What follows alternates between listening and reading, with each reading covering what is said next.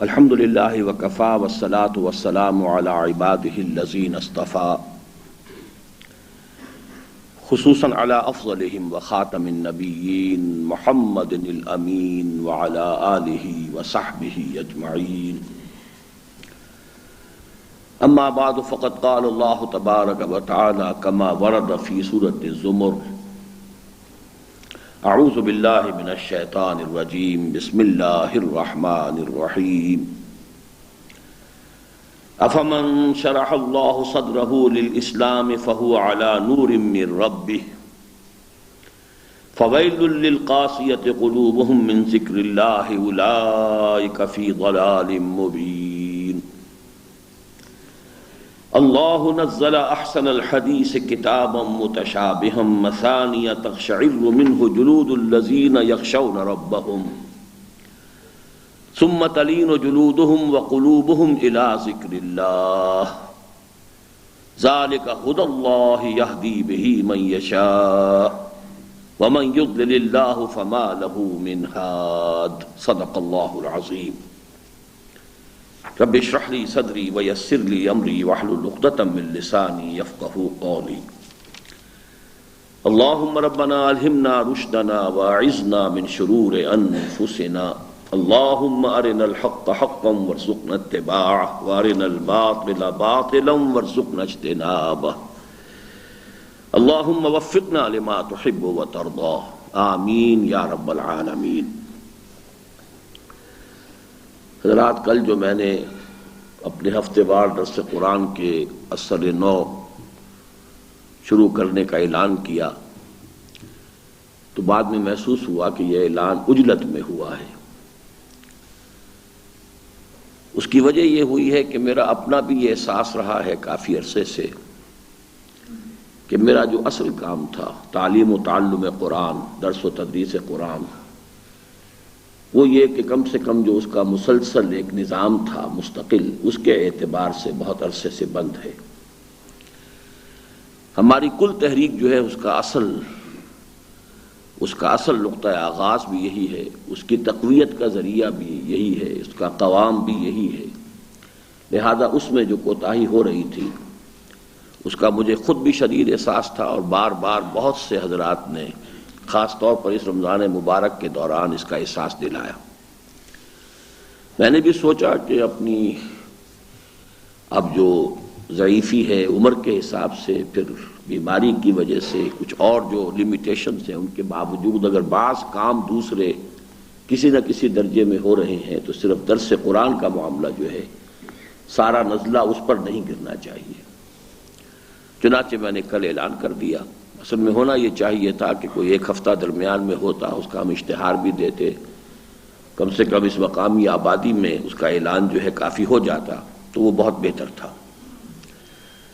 دوسری صورت یہ بھی ہوئی ہے کہ میں نے جیسا کہ عرض کیا تھا کل اپنے خطبہ جمعہ میں کہ میں 3 دن مسلسل بہت ہی مشقت والے سفر میں رہا ہوں. آزاد کشمیر کا سفر، وہ تو یہ کہ گاڑی میں سفر اور اس میں ہر قدم پر ہچکولے اور دھکے، اور تو اس کی وجہ سے کل صبح میرا حال یہ تھا کہ پورا جسم میرا دکھ رہا تھا.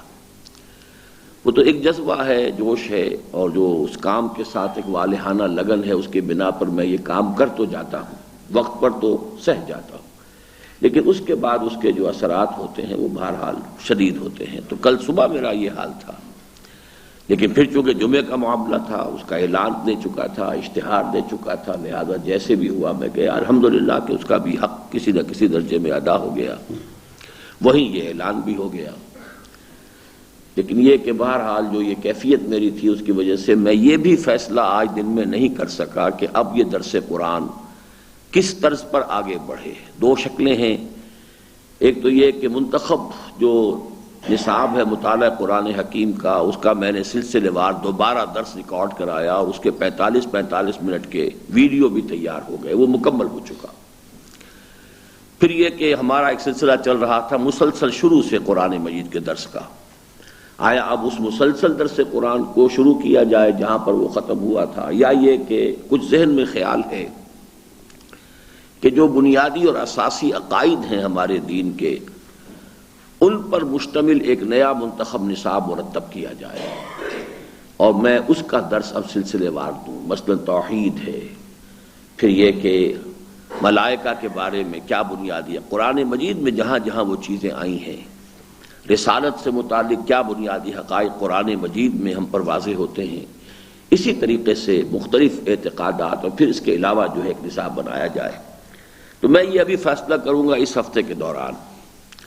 آج تو اصل میں ایک تبرکاً یہ سمجھیے کہ چونکہ اعلان کر دیا تھا تو یہ ایک تعارف قرآن یا عظمت قرآن کا مضمون ہے کہ جو ان دو آیات کے حوالے سے بیان کرنے چلا ہوں. معذرت بھی کر لوں کہ ہمارے ہاں یہ نہیں ہوا ہے عام طور پر کہ وقت ہم نے 6:30 کا دیا اور 6:45 ہم نے شروع کیا ہے، لیکن اس میں بھی غلطی ہوئی جلدی میں.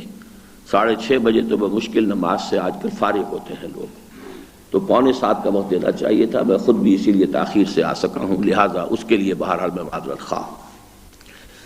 جہاں تک تعارف قرآن بزبان قرآن یا بیان عظمت قرآن خود اللہ کی جانب سے، صاحب کلام کی جانب سے، یہ قرآن اللہ کا کلام ہے اور اس کی عظمت، اس کے بارے میں وہ مصرع میں نے بارہا کوٹ کیا ہے کہ قدر گوہر شاہ داند یا بداند گوہری. ہیروں اور جواہرات کی قدر و قیمت سے یا تو بادشاہ واقف ہوتے ہیں، وہ ان میں کھیلتے ہیں، ان کو پہنتے ہیں، وہ ان کے لیے دن رات کا ایک ان کا مشغلہ ہے، تو وہ جانتے ہیں کہ یہ ہیرا کس قدر و قیمت کا ہے اور یہ موتی کتنی قیمت کا ہے. یا بدانت جوہری یا گوہری، یا وہ کہ جو ڈیل کرتا ہے ان میں، تجارت کرتا ہے ان کی، وہ ظاہر بات ہے کہ وہ واقف ہوتا ہے کہ اس ہیرے کی کیا قدر و قیمت ہے اور اس موتی کی کیا وقت ہے. اسی طریقے سے قرآن مجید کی عظمت سے کما حقہ واقف یا تو خود صاحب کلام ہے اللہ تعالی جس کا یہ کلام ہے، یا پھر محمد الرسول اللہ صلی اللہ علیہ وسلم جن پر یہ کلام نازل ہوا.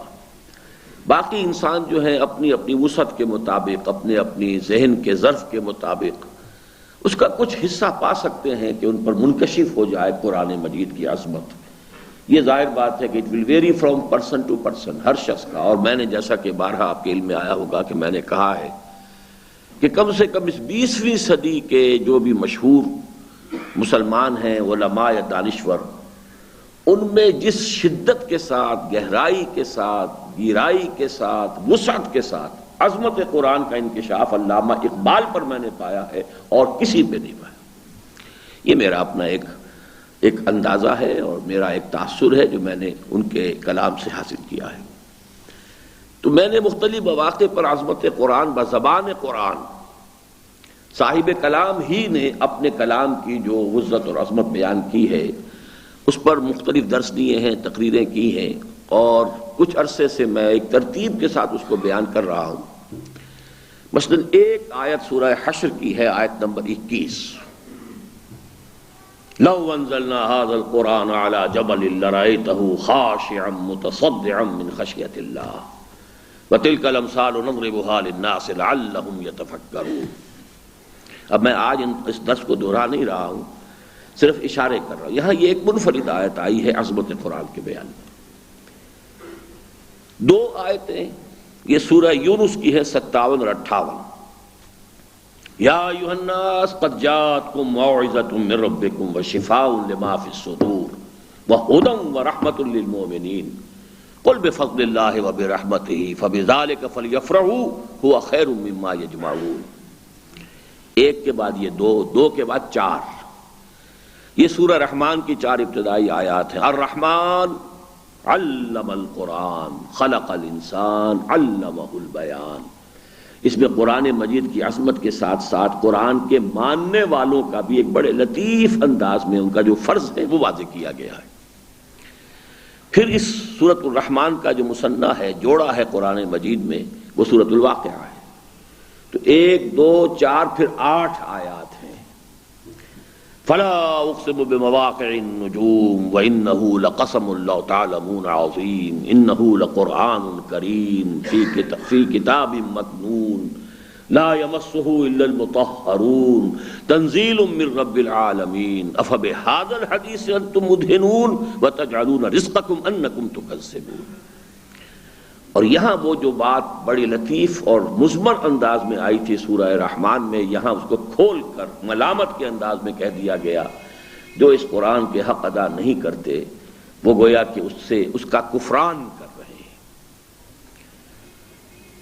یہ تو میں نے آیات بارہا بیان کی، اور جیسا کہ میں نے عرض کیا مطول بھی، مفصل بھی، مجمل بھی، ان میں سے ایک ایک مقام پر میرے پورے دروس اور خطابات بھی ہیں، آڈیوز اور ویڈیوز موجود ہیں۔ ابھی حال ہی میں امریکہ میں نے نیو یارک میں ان چاروں مقامات کو اپنی ایک تقریر میں انگریزی زبان میں جمع کیا ہے، اور بھی بعض مواقع پر میں نے جمع کیا ہے۔ جمیعاً واشتاتا جیسے کہا گیا ہے قرآن مجید میں، ان چاروں مقامات کو جمع کر کے بھی اور ان چاروں مقامات پر علیحدہ علیحدہ گفتگو بھی ہوئی ہے۔ اس سال تراویح کے دوران یہ جو دورہ ترجمہ قرآن ہو رہا تھا، تو اگرچہ میں اس میں وہ ترجمے والے حصے میں تو شریک نہیں ہوتا تھا، لیکن کوشش کرتا تھا اکثر و بیشتر میں نے اللہ کے فضل سے تراویح میں نماز میں تو شرکت کی ہے۔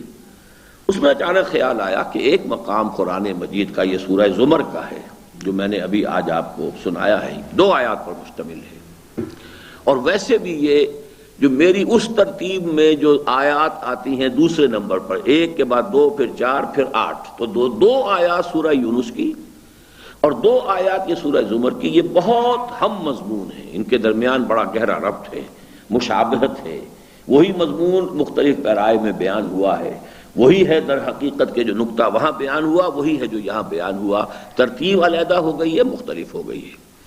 اس کے علاوہ سورہ انعام کی ایک آیت ہے 126، وہ بھی میں آپ کو شروع ہی میں سنا دینا چاہتا ہوں کہ وہ بھی در حقیقت ایک اعتبار سے ان 2 آیات کا مثنیٰ بنتا ہے، معنوی اعتبار سے۔ فَمَن يُرِدِ اللَّهُ أَن يَهْدِيَهُ يَشْرَحْ صَدْرَهُ لِلْإِسْلَامِ وَمَن يُرِدْ أَن يُضِلَّهُ يَجْعَلْ صَدْرَهُ ضَيِّقًا حَرَجًا كَأَنَّمَا يَصَّعَّدُ فِي السَّمَاءِ كَذَلِكَ يَجْعَلُ اللَّهُ الرِّجْسَ عَلَى الَّذِينَ لَا يَعْلَمُونَ۔ تو ان مقامات کے حوالے سے اب آج کچھ گفتگو کرنی ہے۔ یہاں ارشاد ہوا ہے افمن شرح اللہ صدرہ الاسلام فہو علی نور من ربہ، سوالیہ انداز ہے، تو بھلا بتاؤ وہ شخص جس کے سینے کو اللہ نے اسلام کے لیے کھول دیا اور وہ اپنے رب کی جانب سے ایک نور پر ہے، ایک بصیرت باطنی ہے، ایک انشراح ہے، ایک انبساط ہے، تمام چیزوں کی حکمتیں اس پر واضح ہیں، جو حکم شریعت کا سامنے آتا ہے معلوم ہوتا ہے کہ وہ اندر سے محسوس کرتا ہے کہ میرے باطن میں اس کی گواہی موجود ہے، واقعی یہ بات یوں ہی ہونی چاہیے تھی۔ یہ ایک کیفیت ہے کہ جو یوں سمجھیے کہ اس دنیا میں کسی انسان کو مل جائے تو اس سے بڑا نعمت اور کوئی نہیں۔ افمن شرح اللہ صدرہ للاسلام، اور یہاں نوٹ کیجئے للاسلام ہے، اس سے میں جو نتیجہ نکال رہا ہوں ایک ہے ایمان۔ ایمان فرض کیجئے کوئی انسان لے آیا، چاہے وہ پہلے غیر مسلم تھا، مشرک تھا، کافر تھا، ہندو تھا، سکھ تھا، اور بہت سے لوگ ایسے ہوتے ہیں، بلکہ عظیم اکثریت ایسے لوگوں کی ہوتی ہے کہ جو کسی وقتی جذبے سے، کسی ایک چیز سے متاثر ہو کر اسلام قبول کر لیتے ہیں۔ ایک کتاب مجھے اپنے میٹرک کے زمانے کی یاد ہے جس کا عنوان تھا اسلام زندہ باد۔ یہ ضلع لاہور ہی کی ایک تحصیل تھی پٹی، جو کہ اب وہ ہندوستان میں شامل ہو چکی ہے، مشرقی پنجاب میں۔ لاہور کی تحصیل تھی یا امرتسر کی تھی۔ اس میں ایک سیرت کمیٹی ایک قائم تھی، اور عبد المجید قریشی نام کے کوئی بزرگ تھے کہ جو جلسے کراتے تھے سیرت کے موضوع پر اور اچھی کتابیں شائع کرتے تھے۔ تو اسلام زندہ باد نامی ایک کتاب میں انہوں نے وہ واقعات درج کیے تھے، خاص طور پر یورپین لوگوں کے، کہ جو اسلام لائے تو کیوں اسلام لائے، وجہ کیا تھی، اور اس میں عجیب عجیب چیزیں تھیں۔ ایک یورپی سیاح جو ہے مصر میں آیا تھا سیاحت کے لیے، الازہر کو وہ دیکھ رہا تھا، سیر کر رہا تھا، اس کے جو مینار پر چڑھ گیا۔ اس وقت عین عصر کی نماز ہو رہی تھی صحن میں مسجد کے اوپر سے، اس نے جو نقشہ دیکھا ہے تو اس کے دل پر کچھ ایسا نقش جو ہے قائم ہوا، عظمت اس دین کی، عبادت کا یہ تصور ہے، اور عبادت اس طور سے منظم ہے، صف بستہ ہیں اور ایک کوشن کے اوپر ایک حرکت ہو رہی ہے، وہ اسلام لے آیا۔ اب ظاہر بات ہے کہ یہاں اس کا یہ جذباتی معاملہ تھا، اس میں کوئی اس کا فہم، اس کی کوئی پوری طرح غور و فکر کر کے ایمانیات پر اور اسلام کی تعلیمات پر، یہ بات نہیں تھی. بعد میں ہو سکتا ہے کہ حاصل ہو گئی ہو. ایک شخص کے بارے میں لکھا تھا، اس نے پلاؤ کھایا اور مسلمان ہو گیا. کہ جس قوم کا کھانے کا ذوق اتنا لطیف ہے تو وہ قوم جو ہے اس کا دین کتنا اچھا ہوگا. اسی طرح ایک انگریز ڈپٹی کمشنر جو ہے سینٹرل پروونسز میں، جو آج سی پی مدھیہ پردیش کہلاتا ہے، وہ اس لیے مسلمان ہو گیا کہ ایک روز وہ شکار پر نکلا تھا، وہ اور اس کی بیگم میم صاحبہ. تو وہاں کہیں علیحدہ ہو گئے اور پیاسے تھے، تو ایک جھونپڑی میں گئے، پانی دیکھا. تو اب جو شخص وہاں تھا جھونپڑی والا، وہ ریلیکٹنٹ تھا کہ پانی میں تمہیں نہیں دے سکتا. پھر بڑی مشکل سے منت سماجت سے اسے آمادہ کیا، تو اس نے کہا اوک بناؤ. یوں حیران ہو گیا کیا کریں. بہرحال بنایا اس طریقے سے، وہ پانی پیا. واپس گئے تو تھوڑی دیر میں ایک دھماکے کی آواز آئی. پیچھے مڑ کر دیکھا تو وہ جو بیوی تھی اس ہندو کسان کی، وہ سخت ناراض تھی، طیش میں تھی. اس نے وہ گھڑا پھوڑ دیا کہ نجس ہو گیا گھڑا. کچھ عرصے کے بعد پھر اس کا یہ ایسا ہی واقعہ پیش آیا. وہ پھر کہیں اسی طرح پھنس گیا. پھر ایک کٹیا میں، وہاں کوئی تردد نہیں تھا، کٹورے میں لا کر پانی پیش کر دیا گیا. اب وہ کہتا میں جب واپس جا رہا تھا بار بار دیکھتا تھا کہ پھر دھماکہ ہوگا، لیکن دھماکہ نہیں ہوا. میں نے پوچھا مسئلہ کیا ہے یہاں؟ یہ جا کر تو معلوم ہوا کہ وہ ہندو تھا، یہ مسلمان. اس نے کہا ایک ہی ملک میں رہنے والے لوگوں کے درمیان اتنا عظیم فرق و تفاوت. بہرحال میں اس وقت یہ 3 مثالیں دے دوں، اور بہت سی ہو سکتی ہیں، لیکن یہ کہ یہ اسلام فرض کیجئے کوئی شخص لے آیا کسی ایک جذبے کے تحت، لیکن یہ کہ ابھی انشراح صدر للاسلام، یہ ایک بالکل دوسرا مرحلہ ہے. اب ہم ہیں پیدائشی مسلمان ہیں، اعتقادات کو تو ہم چیلنج نہیں کرتے، اس لیے کہ اس کے بعد تو ہم اس برادری سے خارج ہو جائیں گے، اس معاشرے سے ہمارا تعلق منقطع ہو جائے گا. لہذا ہم اللہ، رسول، ایمان بالآخرہ اور ایمان بالرسالہ اور یہ کہ ملائکہ پر اور بعث یہ تو ایمان ہے، یعنی اعتقاد اور اقرار کی حد تک تو ہے. لیکن ایک تو یہ کہ کیا وہ یقین والا ایمان حاصل ہے؟ اس کا جواب تو پھر بہت بڑے پیمانے پر تو لوگوں میں نفی کا ہوگا. میں نے تو جب بھی مجمع میں پوچھا ہے تو سب نے گردنیں جھکا کر کہا ہے کہ نہیں ہے. اور اگر کوئی مجھ سے اڑے تو پھر میرے پاس قرآن مجید کی ایک ایسی دلیل ہے کہ میں منوا لیتا ہوں فوراً کہ ایمان نہیں ہے ہمارے پاس. یہ ایک موروثی عقیدہ ہے، ریشیل کریڈ ہے، ایمان نہیں ہے. اس لیے کہ قرآن کہتا ہے کہ انتم الاعلون ان کنتم مومنین، اگر تم مومن ہوئے تو تم ہی سربلند ہوگے. اب یا تو قرآن غلط کہہ رہا ہے، معاذ اللہ، اللہ جھوٹا ہے، یا پھر ہمارے پاس ایمان نہیں. کوئی شبہ ایمان ہے، کوئی ایمان کی صورت ہے، ایمان کی کوئی شکل ہے، عقیدے کی صورت میں ہے، وہ حقیقی ایمان تو نہیں. تو وہ ایمان پیدا کرنا اور پھر اسلام، اب ایسے لوگوں کے لیے اسلام کی ایک تعلیماتی طبیعت جو ہے انکار کرتی ہے، نہیں یہ تو کچھ سمجھ میں نہیں آتا، مغربی تہذیب تو یہ ہے، جدید نظریات تو یہ ہیں، آج تو دنیا میں ان چیزوں کا بہت شہرہ ہے. اب یہ جو ہے شرح صدر للاسلام، یہ خود جو ہے ایک بہت بڑا مرحلہ ہے کہ وہ کیفیت انسان کی ہو جائے کہ اسے وہ شرح صدر اسلام کے لیے حاصل ہو جائے. یہاں پر پھر نوٹ کیجئے گا، ایمان کی بات نہیں ہو رہی، اسلام کے لیے شرح صدر.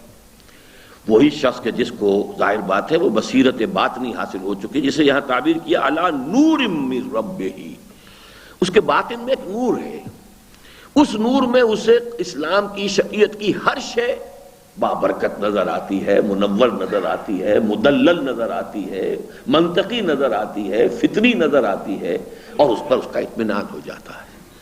لیکن یہ کہ اگر یہ کیفیت نہیں ہے تو بھائی مسلمان تو میں ہوں، چلو مانتا تو ہوں، لیکن یہ اور لیکن وہ اور لیکن یہ اور لیکن وہ، اس کے بہت سے لمبے چوڑے، اور اسی بیماری سے آج ہم در حقیقت دو چار ہیں.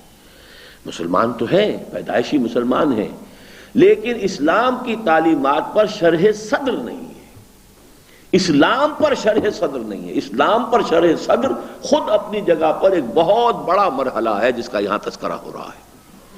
افمن شرح اللہ صدرہ للاسلام وہو علی نور من ربہ. اب یہ شرح صدر جب اسلام کے لیے ہو گیا، اللہ کی طرف سے کسی پر یہ نعمت ہو گئی، تو گویا کہ وہ اپنے رب کی طرف سے ایک نور پر ہے. سورہ ہود میں جو لفظ آیا ہے بار بار، علی بینۃ من ربہ، علی بینۃ من ربہ، مختلف انبیاء اور رسل نے کہا کہ لوگوں سوچو، ایک شخص پہلے بھی کچھ ہدایت پر تھا، کنت علی بینۃ من ربی، میں خود بھی پہلے جو ہے ایک واضح راستے پر چل رہا تھا، تم مانتے تھے کیا صادق ہو، الامین ہو. تم نے یہ کہا حضرت صالح کے بارے میں کہ اے صالح تم تو ہمارے مابین ایک بڑی، ہماری امیدیں تم سے وابستہ تھیں کہ تم آباء و اجداد کا نام روشن کرو گے، تم اپنی قوم کے لیے عزت اور سربلندی کا ذریعہ بنو گے، یہ تم نے کیا شروع کر دیا؟ تو جو پہلے کی زندگی ہوتی تھی انبیاء کرام کی، ظاہر بات ہے پاک اور صاف زندگی ہوتی تھی. اللہ تعالیٰ جن کو سلیکٹ کرتا تھا نبوت کے لیے، وہ ایسے لوگوں کو تو نہیں کرتا تھا جو گندگیوں کے اندر جو ہے وہ کہیں بہت گہرے یا گندگیوں میں ملوث نہیں، بلکہ بڑے صالح سلیم الفطرت لوگ، ابتدا ہی سے توحید پر قائم، ابتدا ہی سے ان کے اندر نیکی، ابتدا ہی سے تقویٰ، ابتدا ہی سے ایک دلی ہمدردی کا جذبہ، ایک رقت قلبی، یہ ساری چیزیں ابتدا سے ہوتی تھی. تو اس کو تعبیر کیا گیا وہاں ان کنت علی بینۃ من ربی، اور اس کے بعد پھر اللہ کی طرف سے ایک اس کی توثیق آ گئی، ایک شاہد آ گیا، ایک اس کی تائید ہو گئی اس وحی کے ذریعے سے جو اللہ تعالیٰ نے مجھ پر نازل کی. گویا کہ ایک نور بصیرت میرے پاس پہلے سے تھا، میں خالی ہاتھ نہیں تھا، اور ایک وہ نور بصیرت میں جو ہے نور علی نور، وہ ہے جو اس وحی کے ذریعے سے، اس کتاب کے ذریعے سے اللہ سے مجھے حاصل ہو گیا ہے. یہی سورہ نور کے اندر بھی نور علی نور، ایک ہے نور فطرت، سلیم الفطرت انسان کے باطن میں وہ نور ہوتا ہے، ایک یہ نور جو وحی کا آتا، ان دونوں کے جمع ہونے سے نور ایمان وجود میں آیا. یہاں اس کو تعبیر کیا گیا علی نور من ربہ، وہ اپنے رب کی طرف سے ایک نور پر ہے، اسے ایک باطنی بصیرت حاصل ہے، اس کا باطن روشن ہے. نتیجہ کیا نکلتا ہے؟ فرض کیجئے کہ کوئی چیز شریعت کی اسے معلوم نہیں تھی، آج معلوم ہو رہی ہے، لیکن اچانک کو دیکھ لے گا کہ ہاں بالکل صحیح ہے، یہ اس پورے نقشے میں صحیح طور پر فٹ ہے، شریعت کا جو پورا ایک نظام ہے اس کے اندر یہ بالکل منطقی طور پر، فطری طور پر اس کے ساتھ موافقت رکھتی ہے، اسے اس میں دقت نہیں ہوگی. جس سے شرح صدر حاصل ہو چکا ہو اسلام پر. افمن شرح اللہ صدرہ للاسلام فہو علی نور من ربہ. اب یہاں جو قرآن مجید کا ایک عام اسلوب ہے اس کے مطابق یہاں حذف ہے، جملے کو نامکمل چھوڑ دیا گیا ہے کہ قاری خود اس کو مکمل کرے. یعنی یہ سوال کی شکل میں آیا، اور اس کا مطلب کیا ہے کہ سوچو کیا یہ شخص اور وہ شخص کے جو جس کو یہ شرح صدر نہ ملا ہو وہ برابر ہو سکتے؟ جیسے فرمایا افمن کان یمشی مکبن علی وجہہ افمن یمشی مکبن علی وجہہ اہدی ام من یمشی علی صراط مستقیم علی صراط مستقیم. ایک شخص اوندے منہ گھسٹ رہا ہے پیٹ کے بل، اور ایک سیدھا کھڑا ہوا چل رہا ہے، بڑا سوچو تو صحیح کون ہوگا زیادہ ہدایت پر. اسی طرح لیکن یہاں وہ دوسرا حصہ چھوڑ دیا، یعنی ہم اسے مکمل کر سکتے ہیں افمن شرح اللہ صدرہ للاسلام فہو علی نور من ربہ کمن ہوا صدرہ ضیقا حرجا یصعد فی السماء. کیا یہ برابر ہو سکتے؟ تو اس کا جواب ہوگا نہیں. زمین و آسمان کا فرق ہے.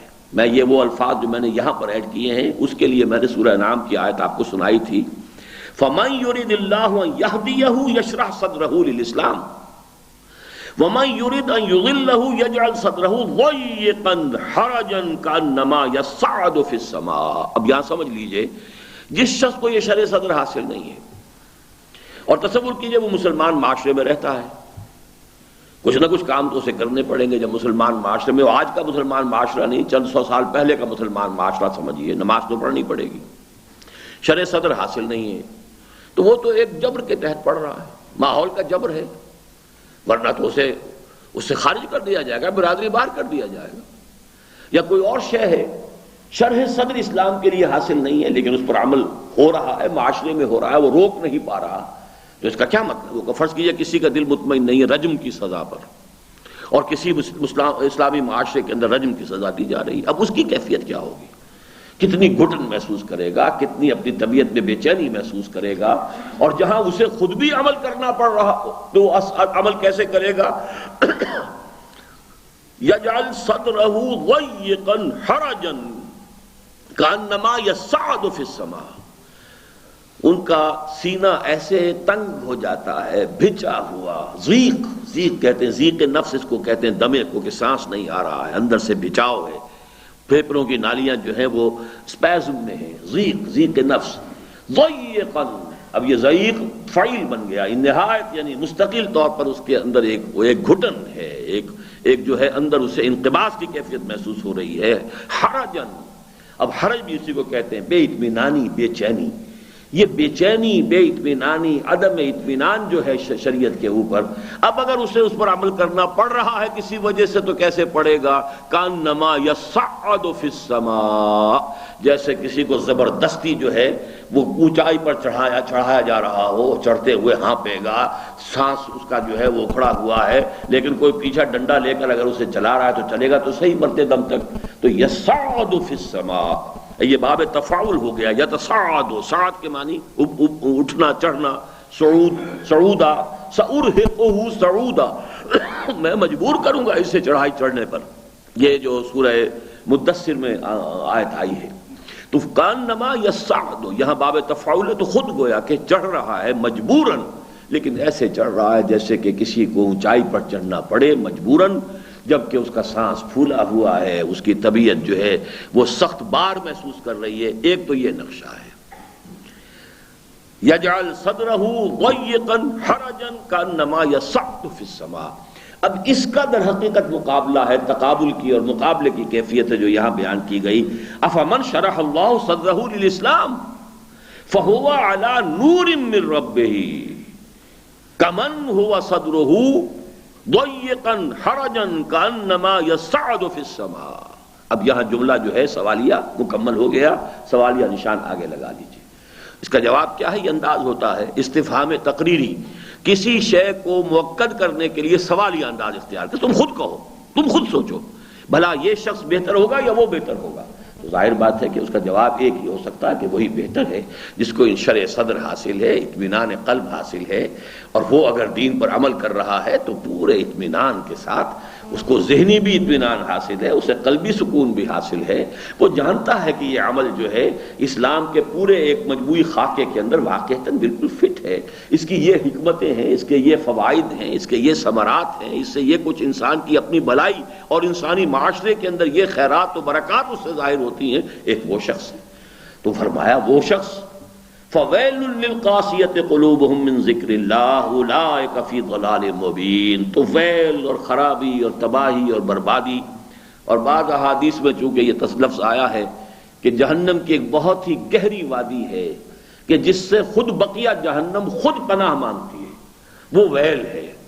تو جہاں بہت ہی شدید اللہ تعالیٰ کی طرف سے کسی کے عذاب کی شدت کو بیان کیا جاتا ہے تو یہ ویل کا لفظ آتا ہے، ویل للمطففین، ویل لکل ہمزۃ لمزہ، فویل للمصلین الذین هم عن صلاتهم ساہون۔ تو ویل کا لفظ اس معنی میں، بہرحال اس کو لفظی معنی میں لیجئے، فویل للقاسیۃ قلوبہم، تو بڑی برائی اور ہلاکت ہے ان کے لیے جن کے دل سخت ہو چکے ہیں، ان کے دلوں کے اندر وہ نرمی نہیں ہے، تقویٰ کی، ہدایت کی، وہ نور سے بھی محروم اور وہ رقت قلبی سے بھی محروم۔ من ذکر اللہ، اللہ تعالیٰ کے ذکر سے۔ یہ من ذکر اللہ جو ہے اس کے مراد یہ بھی ہو سکتا ہے کہ من التذکیر بکلام اللہ، اللہ کے کلام سے جو تذکیر کی جا رہی ہے اس کی طرف سے ان کے دل سخت ہو چکے ہیں، اس کا کوئی اثر نہیں ہوتا۔ جیسا کہ میں نے عرض کیا تھا کہ سورہ یونس کی 2 آیات میں جو 4 الفاظ آئے ہیں بہت ہی عجیب ان کے اندر منطقی ترتیب ہے۔ یا ایھا الناس قد جاءتکم موعظۃ من ربکم، اے لوگو تمہارے پاس آ گئی ہے تمہارے رب کی طرف سے نصیحت، موعظت، وعظ، وشفاء لما فی الصدور، اور جو روگ ہیں سینوں کے اندر ان کی علاج، ان کی دوا، ان کا مداوا۔ یہ سب قرآن کے لیے الفاظ استعمال ہو رہے ہیں۔ وہدن، اور ہدایت، رہنمائی، کیا کریں کیا نہ کریں، کدھر جائیں کدھر نہ جائیں، اس کے لیے بالکل واضح ہدایت، ورحمت للمؤمنین، اور اخروی نتائج کے اعتبار سے اہل ایمان کے لیے رحمت۔ یہ 4 الفاظ میں جو ترتیب ہے اس کو نوٹ کیجئے کہ سب سے پہلے انسان کے قلب میں جو قساوت ہے، سختی ہے، اس کو دور کرنا ضروری ہے۔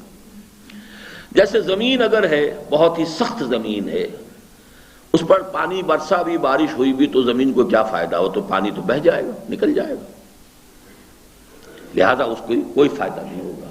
زمین کو آپ نرم کریں، اس میں ہل چلائیں، اس کے اندر وہ کیفیت پیدا کریں کہ وہ پانی کو جذب کرے، اب اس کے اندر کے خزانے ابل پڑیں گے۔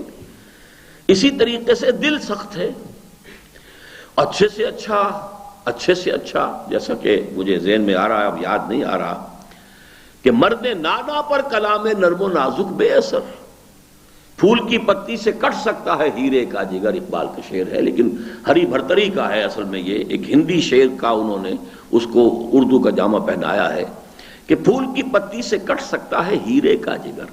اگر تو اندر جو ہے انسان کا نرم ہے، سلیم القلب انسان ہے، سلیم الفطرت انسان ہے، تو پھول کی پتی جو ہے معمولی سی لطیف بات، عمدہ بات، خوبصورت بات، وہ بھی کافی ہو جائے گی اس کی ہدایت کے لیے۔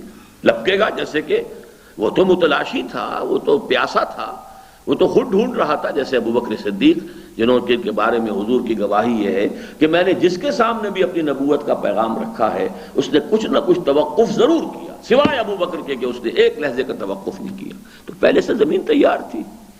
پھول کی پتی سے کٹ سکتا ہے ہیرے کا جگر، مرد ناداں پر کلام نرم و نازک بے اثر۔ اگر اندر سختی ہے، فطرت بست ہو چکی ہے، پرورٹڈ نیچر ہے انسان کی، اور دل کے اوپر جو ہے سختی کا غلاف آ چکا ہے، تو پھر ظاہر بات ہے اعلیٰ سے اعلیٰ کلام، عمدہ سے عمدہ نصیحت، عمدہ سے عمدہ بات، بڑی حکیمانہ بات بے اثر ہو جائے گی۔ تو سب سے پہلے ضرورت ہے کہ دل کو نرم کیا جائے۔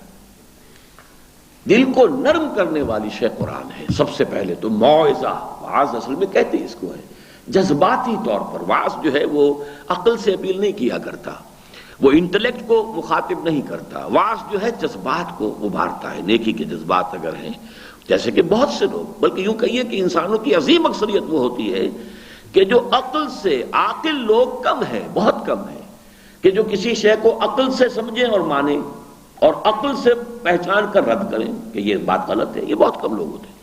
اکثر و بیشتر اچھے اور نیک لوگ بھی جذباتی ہوتے ہیں، تو گڈ ایموشنز جو ان کے اندر ہیں، اگر آپ ان کو اپیل کر سکیں تو اس کا نتیجہ کیا نکلے گا کہ دل کے اندر نرمی پیدا ہو جائے گی، وہ اب سختی باقی نہیں رہی۔ اب اگلا مرحلہ قرآن کا کیا ہے؟ اب قرآن جذب ہو جائے گا۔ جیسے دیکھیے دوائی، ہیضہ ہوا ہے، الٹی آ رہی ہے، آپ دوا دیں گے منہ سے، کیا اثر کرے گی؟ وہ تو اگر معدے سے اس کو وقت ملے، کوئی ٹھہرے، وہ کہیں خون میں جذب ہو، تب تو اپنی تاثیر کر دے گی ظاہر۔ اگر وہ رکی نہیں رہی، ٹھہری نہیں رہی، جذبی نہیں ہو رہی، تو کیا اس کی تاثیر ہوگی؟ بالکل یہی ہے کہ دل اگر سخت ہے تو آپ قرآن مجید کی حکمت اور قرآن مجید کے جو بھی احکام ہیں اور شریعت کے جو بھی قواعد و ضوابط بیان کرتے رہیے، بیکار ہیں۔ چکنے گھڑے کے اوپر سے پھسل کر سب چیز نکل جائے گی، ایک کان سے سنے گا دوسرے کان سے نکال دے گا۔ دل نرم ہو گیا ہے تو اب قرآن جذب ہوگا دل کے اندر۔ اس جذب ہونے کا نتیجہ کیا نکلے گا؟ شفاء لما فی الصدور، اب وہ دوا بنے گا سینے کے اندر جو روگ ہیں ان کی۔ اب جو تکبر ہے، حسد ہے، غرور ہے، حب دنیا ہے، حب دولت ہے، حب جاہ ہے، حب اقتدار ہے، یہ ساری جو محبتیں ہیں، اگر ایک لفظ کہے تو حب دنیا، باقی اسی کے یہ سمجھیے کہ چیلے چانٹے ہیں، باقی سب اس کے شاگرد ہیں۔ دنیا ہی مال ہے، دنیا ہی شہرت، دنیا ہی جو ہے وہ اقتدار اور طاقت، دنیا مختلف شکلوں کے اندر دنیا۔ تو حب دنیا جو ہے در حقیقت وہ اب نکلے گی اندر سے، جبکہ قرآن اندر جذب ہوا ہے۔ اور جب اب یہ کیفیت ہو جائے گی تو ہدن، اب قرآن کہے گا ادھر چلو، چلے گا، ادھر مت جاؤ، نہیں جائے گا۔ بلکہ کیفیت یہ ہو جائے گی جو صحابہ کرام میں پیدا ہو گئی تھی مکی قرآن کے ذریعے سے۔ خود سوال کرتے حضور اس کے بارے میں بتائیے، خود شکوک پیدا ہو گئے کہ ہماری یہ پریکٹسز جو ہیں یہ کچھ صحیح نہیں ہے جو ہم کرتے چلے آ رہے ہیں، ہمارے یہ رواج تو تھے لیکن معلوم ہوتا ہے یہ صحیح نہیں ہے۔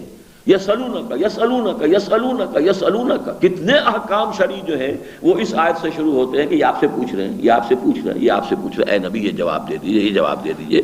گویا کہ ایک پیاس اندر سے پیدا ہو گئی۔ جب گندگی نکل گئی، حب دنیا نکل گئی، حب مال، حب جاہ اور حب شہرت، یہ ساری چیزیں نکل گئیں، تو اب تو اندر سے پیاس ہوگی خیر کی، بھلائی کی، جو حکم دیا جائے گا بصر و چشم حاضر، اور اس کا نتیجہ نکلے گا ہدی ورحمۃ للمؤمنین۔ اب اس کی رحمت جو ہے اس کا ظہور آخرت میں ہوگا، اللہ تعالیٰ کی رحمت کو سایہ کرے گی۔ بالکل وہی معاملہ یہاں ہے، فویل للقاسیۃ قلوبہم من ذکر اللہ۔ یہ جو تذکیر اللہ کے ذکر کے ذریعے سے، قرآن کے ذریعے سے کیا جائے، تذکیر بذکر اللہ، الذکر قرآن ہے، ان کے دل سخت رہیں گے، اس میں کوئی اصول، کوئی ان کے اوپر اثر نہیں ہوگا، کوئی تأثر وہ نہیں لیں گے جن کے دل سخت ہو چکے ہیں۔ فَوَيْلٌ لِّلْقَاسِيَةِ قُلُوبُهُمْ، جان لیجئے کہ یہود کے بارے میں یہی الفاظ سورہ بقرہ میں آئے، ثُمَّ قَسَتْ قُلُوبُكُمْ فَهِيَ كَالْحِجَارَةِ أَوْ أَشَدُّ قَسْوَةً۔ چٹانیں تو ایسی بھی ہوتی ہیں، پھٹ جاتی ہیں، ان میں سے پانی نکل آتا ہے، چٹانیں جو ہے وہ ایسی بھی ہیں جو اللہ کی خشیت سے زمین بوس ہو جاتی ہیں، گر پڑتی ہیں، لیکن انسان کا دل جب سخت ہو جائے تو کوئی دوسری شے جو ہے سختی میں اس کا مقابلہ نہیں کر سکتی۔ ثم قست قلوبكم فهي كالحجارة واشد قسوة فويل للقاسية قلوبهم من ذکر اللہ اولئک فی ضلال مبین، یقیناً یہی وہ لوگ ہیں کہ جو کھلی گمراہی میں ہیں۔ یہی بات سورہ الف لام میم سجدہ میں کی گئی ہے، ومن اظلم ممن ذکر بآیات ربہ ثم اعرض عنها۔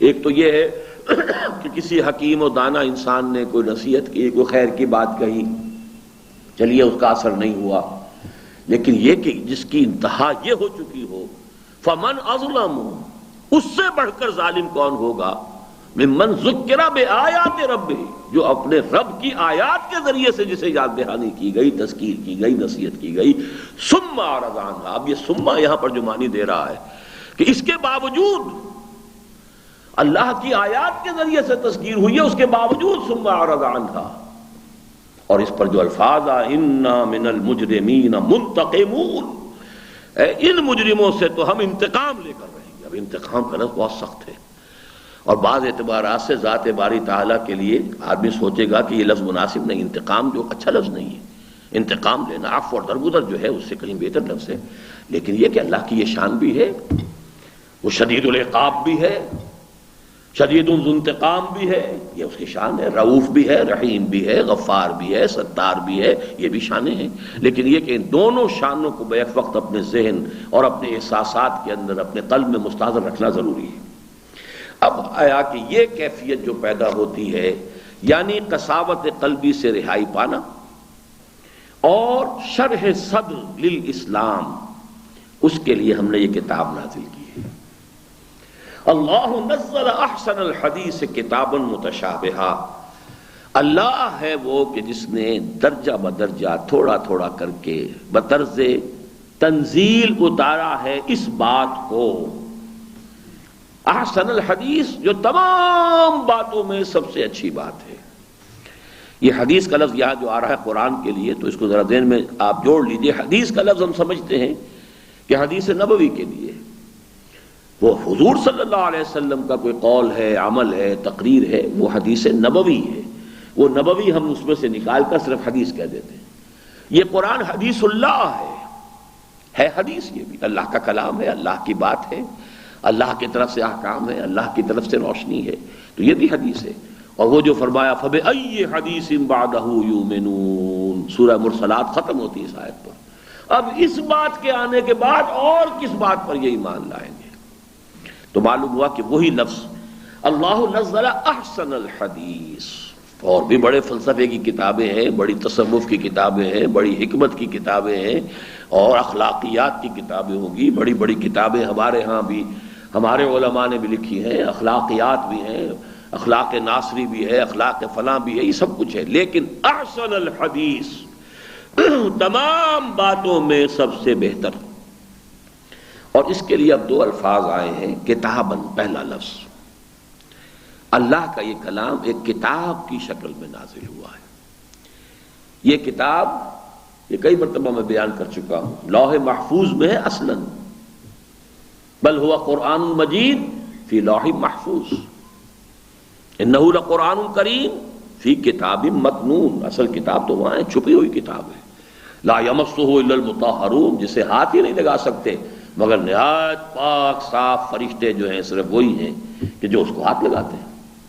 اسی طرح فرمایا گیا کہ یہ جو ہے فی ام الکتاب لدینا لعلی حکیم، یہ تو ام الکتاب میں ہمارے پاس ہے اور بہت بلند و برتر ہے اور حکمت بھری ہے۔ اس کو اللہ نے ایک ایسی کتاب کی شکل میں نازل فرمایا جسے ہم چھو رہے ہیں، ہم دیکھ رہے ہیں، اس کی تلاوت کرتے ہیں تو ہماری جو باصرہ ہے، قوت باصرہ، وہ اس سے ہدایت حاصل کر رہی ہے۔ ہم سنتے ہیں تو قوت سامعہ، قرات ہو رہی ہے تو قوت سامعہ جو ہے اس سے استفادہ کرتی ہے۔ ہم اس پر غور کرتے ہیں، ہمارا ذہن ہمارے فکر کے لیے راستے کھلتے ہیں۔ اب یہ کتاب جو ہے در حقیقت احسن الحدیث کتاباً، اس کو ایک کتاب کی شکل میں نازل کیا ہے، اور اسی معنی میں لفظ آتا ہے عربیًا، انا انزلناہ قرآناً عربیًا لعلکم تعقلون۔ اسے ہم نے اب جامہ پہنایا ہے عربی قرآن کا۔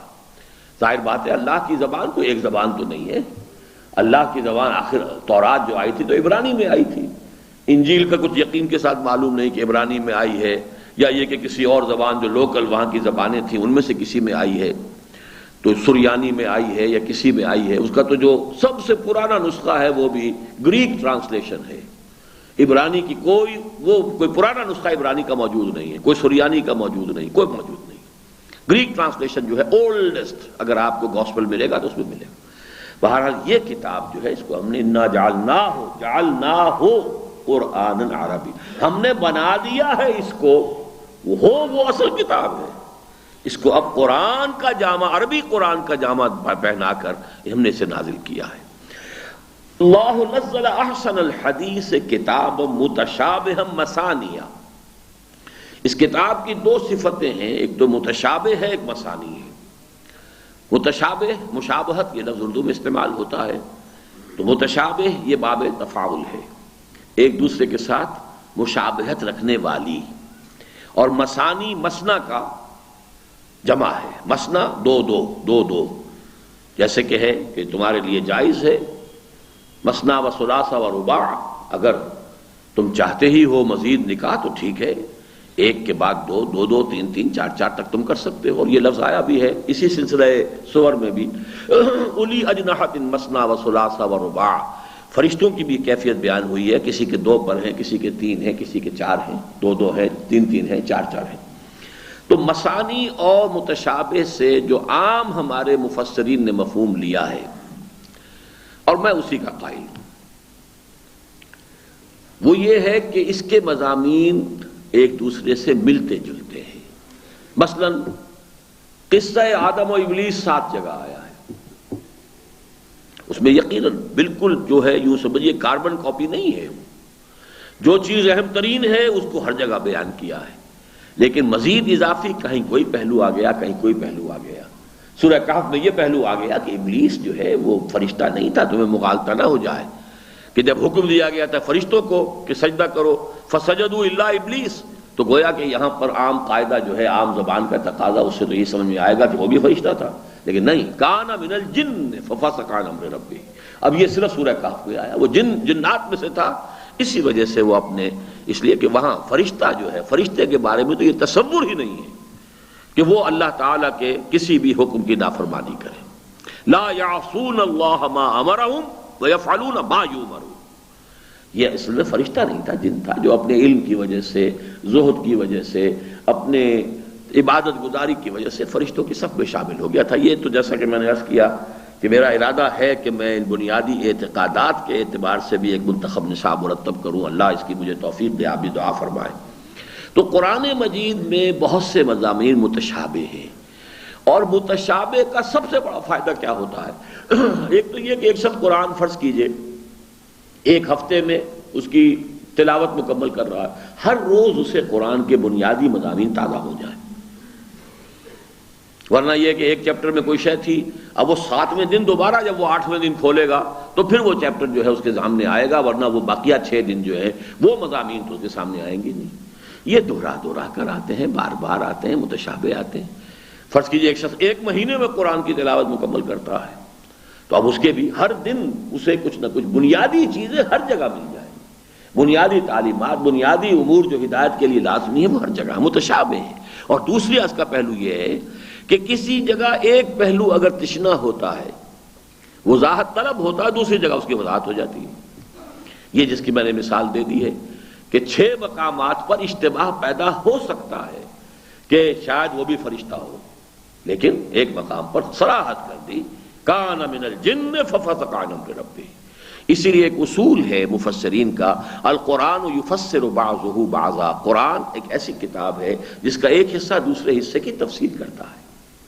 تو یہ متشابہ کا مفہوم ہے کہ جو علماء اور مفسرین ہمیشہ سے لیے آ رہے ہیں، اور مثانی کا جو مفہوم لیتے رہے ہیں وہ یہ ہے کہ دوہرا دوہرا کر پڑھی جانے والی کتاب۔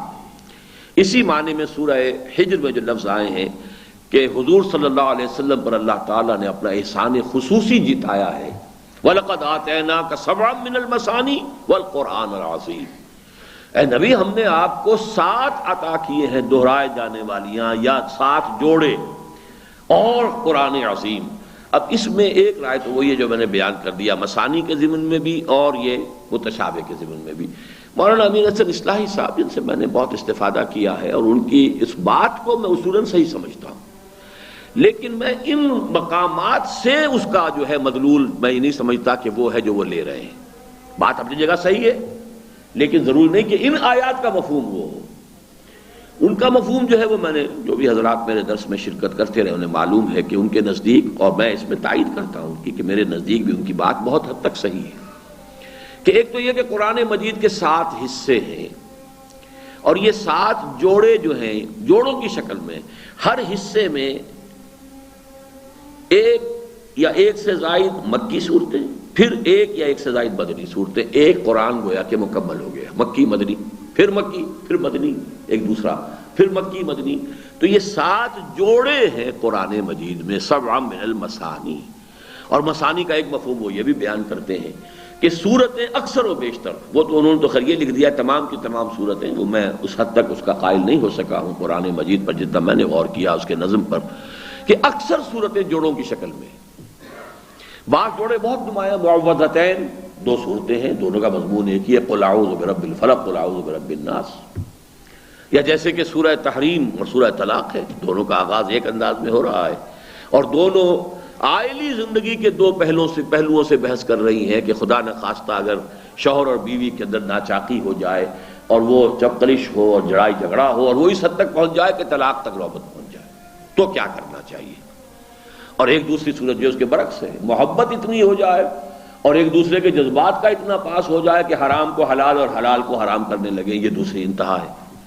تو پہلی انتہا کے بارے میں ہدایات، یا ایھا النبی اذا طلقتم النساء فطلقوهن لعدتهن الی آخر سورہ۔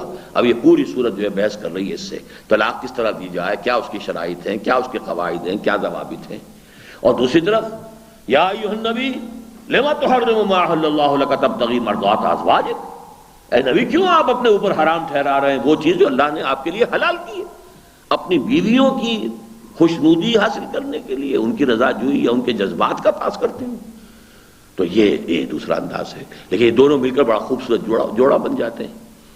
اسی طریقے سے جو پہلی 2 صورتیں ہیں سورہ بقرہ سورہ آل عمران، بہت خوبصورت جوڑے ہیں، شروع بھی الف لام میم دونوں اسی سے شروع ہو رہے ہیں، دونوں کے اختتام ہو رہا ہے بڑی عظیم دعاؤں پر، بہت عظیم دعائیں کہ جن پر اختتام ہو رہا ہے۔ باقی اس وقت تفسیر میں نہیں جا سکتا، میں نے کم سے کم یہ کہ 15 پاروں پر تو یہ اپنی چھوٹی سی کتاب مرتب کر دی تھی، جبکہ ریڈیو پاکستان سے مجھے کہا گیا تھا کہ میں اس پر تقریریں کروں، رمضان مبارک میں بہت پرانی بات ہے، قرآن حکیم کی صورتوں کا کہ معانی کا تجزیہ، تو یہ کتاب موجود ہے۔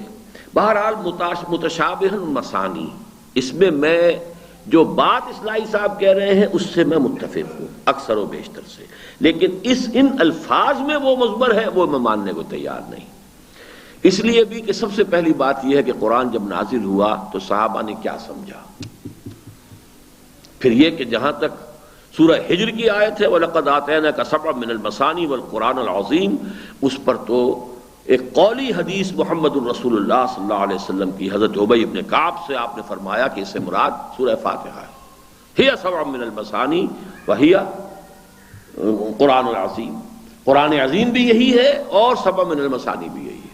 بہرحال یہ تو اپنی جگہ پر ہے، لیکن یہاں میرے نزدیک وہی مفہوم دوسرا جو ہے وہ صحیح ہے، پہلا جس کو میں نے بیان کیا کہ یہ کتاب ایسی ہے کہ اس کے مضامین دوہرا کر آتے ہیں اور مشابہ بھی ہیں ایک دوسرے کی تفسیر اور تفصیل بھی کرتے ہیں، ایک دوسرے کے اندر جو مضمرات ہیں انہیں کھول کر بیان کرتے ہیں، لیکن اب اس کی تاثیر کیا ہے، تقشعر منہ جلود الذین یخشون ربہم، اس کے زیر اثر جن لوگوں کے دلوں میں اللہ کا خوف اور خشیت کسی بھی درجے میں ہو، ان کے رونگٹے کھڑے ہو جاتے ہیں۔ یہ ہے یہ صورتحال۔ وَإِذَا سَمِعُوا مَا أُنزِلَ إِلَى الرَّسُولِ تَرَىٰ أَعْيُنَهُمْ تَفِيضُ مِنَ الدَّمْعِ مِمَّا عَرَفُوا مِنَ الْحَقِّ، وہ اندر اگر کوئی سلامتی فکر ہے، سلامتی طبع ہے، سلامتی قلب ہے تو اندر جوش آتا ہے، اور اس کے نتیجے میں ان کی آنکھوں سے آنسو روا ہو جاتے ہیں، اور اللہ کی خشیت جو ہے وہ اس شدت میں ظاہر ہوتی ہے کہ ان کے رونگٹے کھڑے ہو جاتے ہیں۔ تقشعر منہ قلوب الذین جلود الذین یخشون ربہم ثم تلین جلودہم وقلوبہم الی ذکر اللہ، اور پھر ان کی کھالیں بھی نرم پڑتی ہیں، اور یہاں مجھے اصلاحی صاحب کی اس رائے سے اتفاق ہے کہ یہاں پورا جسم مراد ہے۔ قرآن مجید میں کہیں جز کو بول کر کل مراد لے لیا جاتا ہے، کہیں کل بول کر جز مراد لے لیا جاتا ہے، تو یہاں کھال سے مراد پورا جسم، پورے جسم کے اندر ایک نرمی پیدا ہو جانا، اور یہ در حقیقت تکبر کی ضد ہے۔ تکبر ہوتا ہے تو گردن اکڑی ہوئی ہے، شانے بھی ذرا اٹھے ہوئے ہیں، سینہ ابھرا ہوا ہے، چل رہا ہے آدمی تو پاؤں زمین پر مار کر، یہ کیفیت ہے کہ ایک تناؤ کی کیفیت ہے، اور ایک تکبر ظاہر ہو رہا ہے اس کے پورے وجود سے۔ اور جب اس کے برعکس خشیت ربانی جو ہے اس کے اندر اضافہ ہوا، اس میں جوش آیا، کچھ خشیت تو تھی۔ دیکھیے جیسے بالکل ہدایت کا معاملہ ہے کہ ہدایت ایک ابتدائی ہدایت ہے، ایک ہے پھر ہر وقت آپ کو ہدایت کی ضرورت ہے۔ والذین اہتدوا زادہم ھدی، ہم انہیں اور بڑھاتے جاتے ہیں۔ ایک ہدایت تو یہ ہے کہ انسان کفر اور شرک سے اسلام اور ایمان کی طرف آ گیا، ایک تو یہ ابتدائی ہدایت ہو گئی، لیکن اب اسلام کے راستے پر چلنے میں قدم قدم پر ہدایت کی ضرورت ہے، قدم قدم پر شرح صدر کی ضرورت ہے، قدم قدم پر دو راہیں آتے ہیں، تراہیں آتے ہیں، چوراہے آتے ہیں، اب کدھر جاؤں؟ اس کے لیے ہدایت، اسی لیے تو سورہ فاتحہ نماز کا جز بنا دی گئی کہ 5 مرتبہ دن میں جو ہے تکرار کے ساتھ اہدنا الصراط المستقیم، اہدنا الصراط المستقیم، اہدنا الصراط المستقیم کیوں کہہ رہے ہیں؟ اگرچہ ہم مسلمان ہیں، ہم صاحب ایمان ہیں، کسی نہ کسی درجے میں ایمان حاصل ہے، لیکن پھر بھی اب پھر اس غور کیجئے کہ یہی نماز تو حضور بھی پڑھتے تھے، اہدنا الصراط المستقیم، آپ کا پڑھنا کس معنی میں تھا؟ تو یہ ہے کہ ان کا جو درجہ ہے، جب قرآن مجید خود کہہ رہا ہے وَقُلْ رَبِّ زِدْنِي عِلْمًا، اے نبی آپ بھی کہا کیجئے کہ پروردگار میرے علم میں اضافہ کر دے۔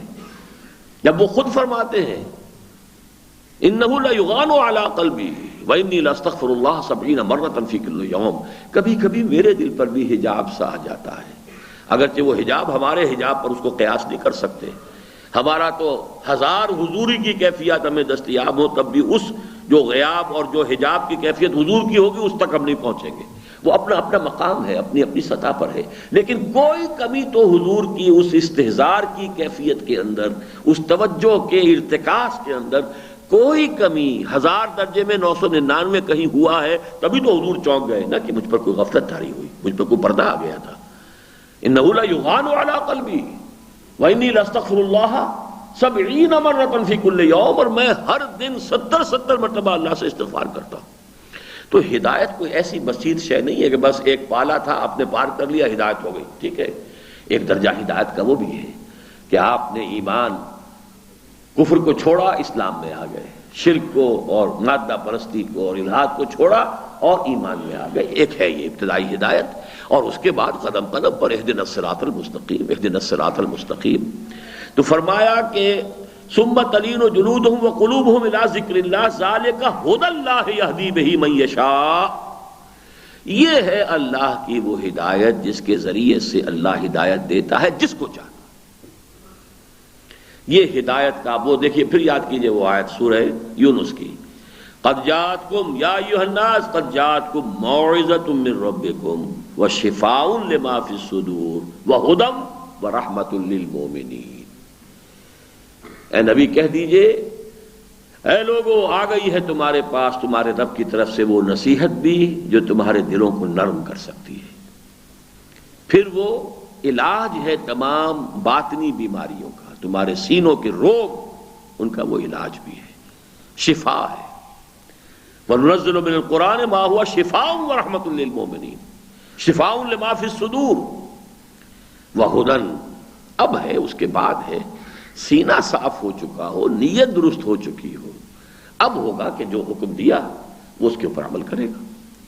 پھر یہ کہ شرح صدر اسلام پر ہو چکا ہو، اب ظاہر بات ہے کہ اسے دقت ہی نہیں ہوگی، وہ آرام سے عمل کرے گا۔ ہاں یہی تو بات ٹھیک ہے، واقعتاً معقول ہے، منطقی ہے، صحیح ہے، درست ہے، اسلام کے پورے نظام کے اندر فٹ ہے، تو اس کو اس پر عمل کرنے میں کوئی دقت نہیں ہوگی۔ اور جس کو وہ شرح صدر حاصل نہیں ہے اس کے لیے کیا ہوگا؟ ضیقاً حرجاً کأنما یصعد فی السماء، جو کہ ہماری اکثر و بیشتر اس وقت مسلمانوں کی جو ہے ان کی کیفیت ہے کہ اگر عمل کرتے بھی ہیں تو اس طور سے کرتے ہیں۔ ذالک ھدی اللہ یہدی بہ من یشاء، یہ ہے اللہ کی وہ ہدایت جس کے ذریعے سے وہ جس کو چاہتا ہدایت دیتا ہے۔ من یشاء کا ویسے اس جدید دور میں اگرچہ جو ترجمہ عام کیا گیا وہ تو یہی ہے، جس کو اللہ چاہتا، صحیح ہے، لیکن ایک ترجمہ یہ بھی کیا یشاء، یہ گویا کہ اس شخص کی طرف بھی جا سکتا ہے، اور عربی قواعد کی روح سے جو ہدایت چاہتا ہے اس کو اللہ ہدایت دیتا ہے۔ یہ گویا کہ جو قرآن مجید کا فلسفہ ہے کہ اگر کوئی ہدایت کا طالب ہے تو قرآن اسے ہدایت دے گا، اگر طالب ہدایت ہے ہی نہیں تو اللہ تعالیٰ اس قرآن کے ذریعے سے اسے اور گمراہ کر دے گا۔ یضل بہ کثیرا ویہدی بہ کثیرا، اسی قرآن کے ذریعے سے اللہ تعالیٰ بہت سو کو گمراہ کر دیتا ہے۔ سارے گمراہ جتنی بھی جماعتیں اور فتنے اٹھے ہیں وہ قرآن سے استدلال کر کے اٹھے ہیں، حدیثوں سے، صحیح حدیثوں سے وہ استدلال کر کے اور اس کے اندر ذرا سا زیغ اور کجی ڈال کر اور ان کی تعویل کر کے غلط کر کے خود بدلتے نہیں، قرآن کو بدل دیتے ہیں۔ ہوئے کس درجہ فقیہان حرم بے توفیق۔ تو اللہ تعالیٰ نیت کی کجی ہو، اندر صاف نہیں ہے، حب دنیا، حب مال، حب جاہ اگر یہ ذہن کے اوپر اور قلب کے اوپر مسلط ہے تو پھر یہ قرآن اور گمراہ کرے گا، گمراہی کے لیے دلائل فراہم کرے گا۔ ٹھیک ہے جاؤ فَسَنُيَسِّرُهُ لِلْعُسْرَىٰ، رفتہ رفتہ رفتہ رفتہ ہم خود ان کی رسی دراز کر کے اور انہیں العسرا جو ہے وہ جو بدترین سختی کا مقام ہے یعنی جہنم وہاں پہنچا دیں گے۔ وَمَن يُضْلِلِ اللَّهُ فَمَا لَهُ مِنْ هَادٍ، اور جن کو اللہ تعالیٰ، جس کو اللہ تعالیٰ گمراہ کر دے۔ اب گمراہ کرنا بھی یہاں یہ قرآن مجید کے بنیادی مضامین میں سے ہے، جس کا ترجمہ میں کیا کرتا ہوں کہ جس کی گمراہی پر اللہ کی طرف سے مہر تصدیق ثبت ہو جائے۔ ہے تو یہی کہ ہم نے تو ہدایت کا راستہ تمہیں دکھا دیا، فمن شاء فلیؤمن ومن شاء فلیکفر۔ اب یہ تمہارا چوائس ہے، تمہارا ارادہ ہے، تمہارا اپنا اختیار ہے، چاہو تو کفر کی طرف جاؤ، چاہو تو تم جو ہے وہ ہدایت کی طرف جاؤ، ایمان کی طرف جاؤ۔ لیکن اس میں یہ ہے کہ جو شخص ایمان کی طرف آتا ہے اللہ تعالیٰ اس کو ایمان کا راستہ، اسلام کا راستہ آسان کرتا جاتا ہے، شرح صدر عطا کرتا ہے۔ لوگوں کو جو چیزیں پہاڑ نظر آ رہی ہوتی ہیں وہ ایسے چل رہا ہوتا ہے جیسے کہ ہموار زمین پہ چل رہا ہے۔ جن کو انشراح صدر نہیں ہے وہ معلوم کیسے ممکن ہے، کیسے شرعی پردہ آج کی دنیا میں نافذ کیا جا سکتا ہے، معاشرے سے کیسے کٹ سکتے ہیں ہم، کیسے ممکن ہے ہم اپنی برادری سے کٹ جائیں، سوشل بائیکاٹ ہمارا ہو جائے، کہاں ہمارے رشتے ہوں گے بچوں کے، وہ انہیں ہمالیہ پہاڑ نظر آتا ہے۔ لیکن جنہوں نے اس کو کر لیا انہیں کوئی دقت نہیں، راستے کھل گئے، سارے معاملات طے ہوتے جا رہے ہیں۔ انہیں وہ سمجھتے ہیں کہ ہم تو ایک مخمل کے فرش پر چل رہے ہیں، ہموار زمین پر چل رہے ہیں، ہمیں کوئی تکلیف نہیں۔ دیکھنے والے کو جس کو وہ انشراح صدر حاصل نہیں ہے معلوم ہوتا پتہ نہیں یہ کتنے ضیق میں ہوں گے، اس لیے کہ خود ان کا اس کا خیال بھی اگر آتا ہے کہ یہ کام کریں تو ضیقا حرجا کانما یصعد فی السماء، یہ کیفیت ان کے سر پر اور قلب پر طاری ہو جاتی ہے۔ تو یہاں بھی مراد یہ، اسی طریقے سے جو گمراہی کا راستہ چن لیتا ہے اللہ تعالیٰ اس کی رسی دراز کرتے ہیں۔ بسا اوقات اس کو یہ محسوس کراتے ہیں کہ تم کامیاب ہو رہے ہو۔ یہ سورہ کہف میں فرمایا گیا ہے، اے نبی ان سے پوچھئے سب سے زیادہ خسارے میں کون ہے اپنے اعمال کے نتیجے میں؟ الذین ضل سعیہم فی الحیاۃ الدنیا وہم یحسبون انہم یحسنون صنعا۔ سب سے بڑے خسارے میں رہنے والے وہ ہیں کہ جو اس دنیا میں ان کی ساری مساعی، جد و جہد، قوتیں، توانائیاں دنیا ہی میں، حصول دنیا، حصول دولت، حصول شہرت، حصول قوت، حصول اقتدار، اس میں لگ گئی۔ ایک ایک لمحہ اسی میں گزر رہا ہے، سوچ رہے ہیں تو اسی کے لیے، سو رہے ہیں تو خواب اسی کے دیکھ رہے ہیں، دن میں ہے تو ادھر کا ہیر پھیر، ادھر کا جوڑ توڑ، اس سے مل، اس سے جڑ، اس سے کٹ، یہ سارے کام کر رہے ہیں صرف اس کے لیے۔ اور سمجھ یہ رہے کہ ہم کامیاب ہو گئے، دیکھو میں نے کا الیکشن جیت لیا، دیکھو میں نے یہ کر لیا، میں نے ایک کارخانہ تھا چند سال پہلے اب 2 بنا لیے، 3 بنا لیے، 4 بنا لیے، وَهُمْ يَحْسَبُونَ أَنَّهُمْ يُحْسِنُونَ صُنْعًا۔ یہ کیفیت جو ہے ہوتے ہوتے وہاں آ جاتی ہے جس کو کہا جائے گا پوائنٹ آف نو ریٹرن، اس وقت اللہ مہر لگائے گا، ختم اللہ علی قلوبہم وعلی سمعہم، ایک خاص حد تک جانے کے بعد اب واپسی ممکن ہی نہیں، اب ان کے دلوں پر مہر کر دی گئی۔ یہ پوائنٹ آف نو ریٹرن جو ہے یہ در حقیقت اس دنیا میں مسلسل اپنے چوائس سے گمراہی کے راستے پر چلتے رہنے، بڑھتے رہنے کی سزا اس دنیا میں ملتی ہے۔ طبع اللہ علی قلوبہم یا ختم اللہ علی قلوبہم، یہ دونوں الفاظ قرآن مجید میں آئے ہیں۔ تو یہاں اسی کا ذکر ہے وَمَن يُضْلِلِ اللَّهُ فَمَا لَهُ مِنْ هَادٍ۔ اب جس کے دل پر اللہ کی طرف سے مہر ہو گئی اب اسے کون ہدایت دے گا؟ اس میں حضور کے لیے بھی تسلی کی بات ہے کہ اے نبی آپ پریشان نہ ہوں، اگر آپ کی ساری تذکیر اور تبلیغ اور تعلیم کے بعد بھی ایمان نہیں لا رہے، یہ ہر ایک کا اپنا معاملہ ہے، اور حضور کے نقش قدم پر چل کر کسی اور نے، امتی نے بھی اگر اپنی توانائیاں اور قوتیں صرف کری ہوں دعوت الی الحق کے لیے، دعوت الی الخیر کے لیے، وَلْتَكُن مِّنكُمْ أُمَّةٌ يَدْعُونَ إِلَى الْخَيْرِ وَيَأْمُرُونَ بِالْمَعْرُوفِ وَيَنْهَوْنَ عَنِ الْمُنكَرِ، اور کوئی نتیجہ نہ نکل رہا ہو تو انہیں فکر نہیں کرنی چاہیے، اگر انہوں نے اپنا وقت، اپنی صلاحیت، اپنی قوتیں اس کام میں لگا دی ہیں تو وہ کامیاب ہے۔ بارک اللہ لی ولکم فی القرآن العظیم ونفعنی وإیاکم بالآیات والذکر الحکیم۔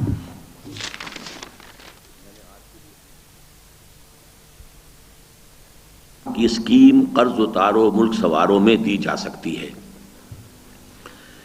اس میں ایک شرط کے ساتھ میرا جواب جو ہے اس بات میں ہے، اس بات سے یعنی میں مثبت طور پر میں جواب دے رہا ہوں کہ میرے نزدیک ایسا صحیح ہے، غلط نہیں ہے، لیکن مشروط، وہ شرط میں بعد میں بیان کروں گا، لیکن شاید بہت سے علماء اور مفتی حضرات میری اس رائے سے اختلاف کریں، اور میں چونکہ ویسے عام طور پر اپنے اوپر ایک پابندی میں نے لگائی ہوئی ہے، میں اس کے خلاف نہیں کرتا کہ فقہی مسائل میں دخل نہیں دیا کرتا، لیکن یہ مرحلہ اپنی اہمیت کے اعتبار سے ایسا ہے کہ میں اس میں اپنی رائے دے رہا ہوں، لیکن اس احتیاط کے ساتھ کہ اسے فتویٰ نہ سمجھا جائے، میری ایک رائے ہے جو میں دے رہا ہوں، جنہیں میری رائے پر اعتماد ہے وہ اس پر عمل کریں، اور جو چاہیں مزید جو ہے دوسرے علماء سے جن کے علم پر، فہم پر، خاص طور پر جو فقہ کا ایک علم ہے اپنی جگہ پر، ایک خصوصی شاخ ہے علوم دینی کی، اس میں جو درک رکھتے ہوں اور گہرا فہم انہیں حاصل ہو، ان سے پوچھ لیں۔ وہ چونکہ خاص حالات ہیں ہمارے ملک کے کہ ہمارا پورا ملک قرض میں ہے، تو ہم جب دیکھتے ہیں کہ قرآن مجید میں زکوٰۃ کے کیا مصارف آئے ہیں،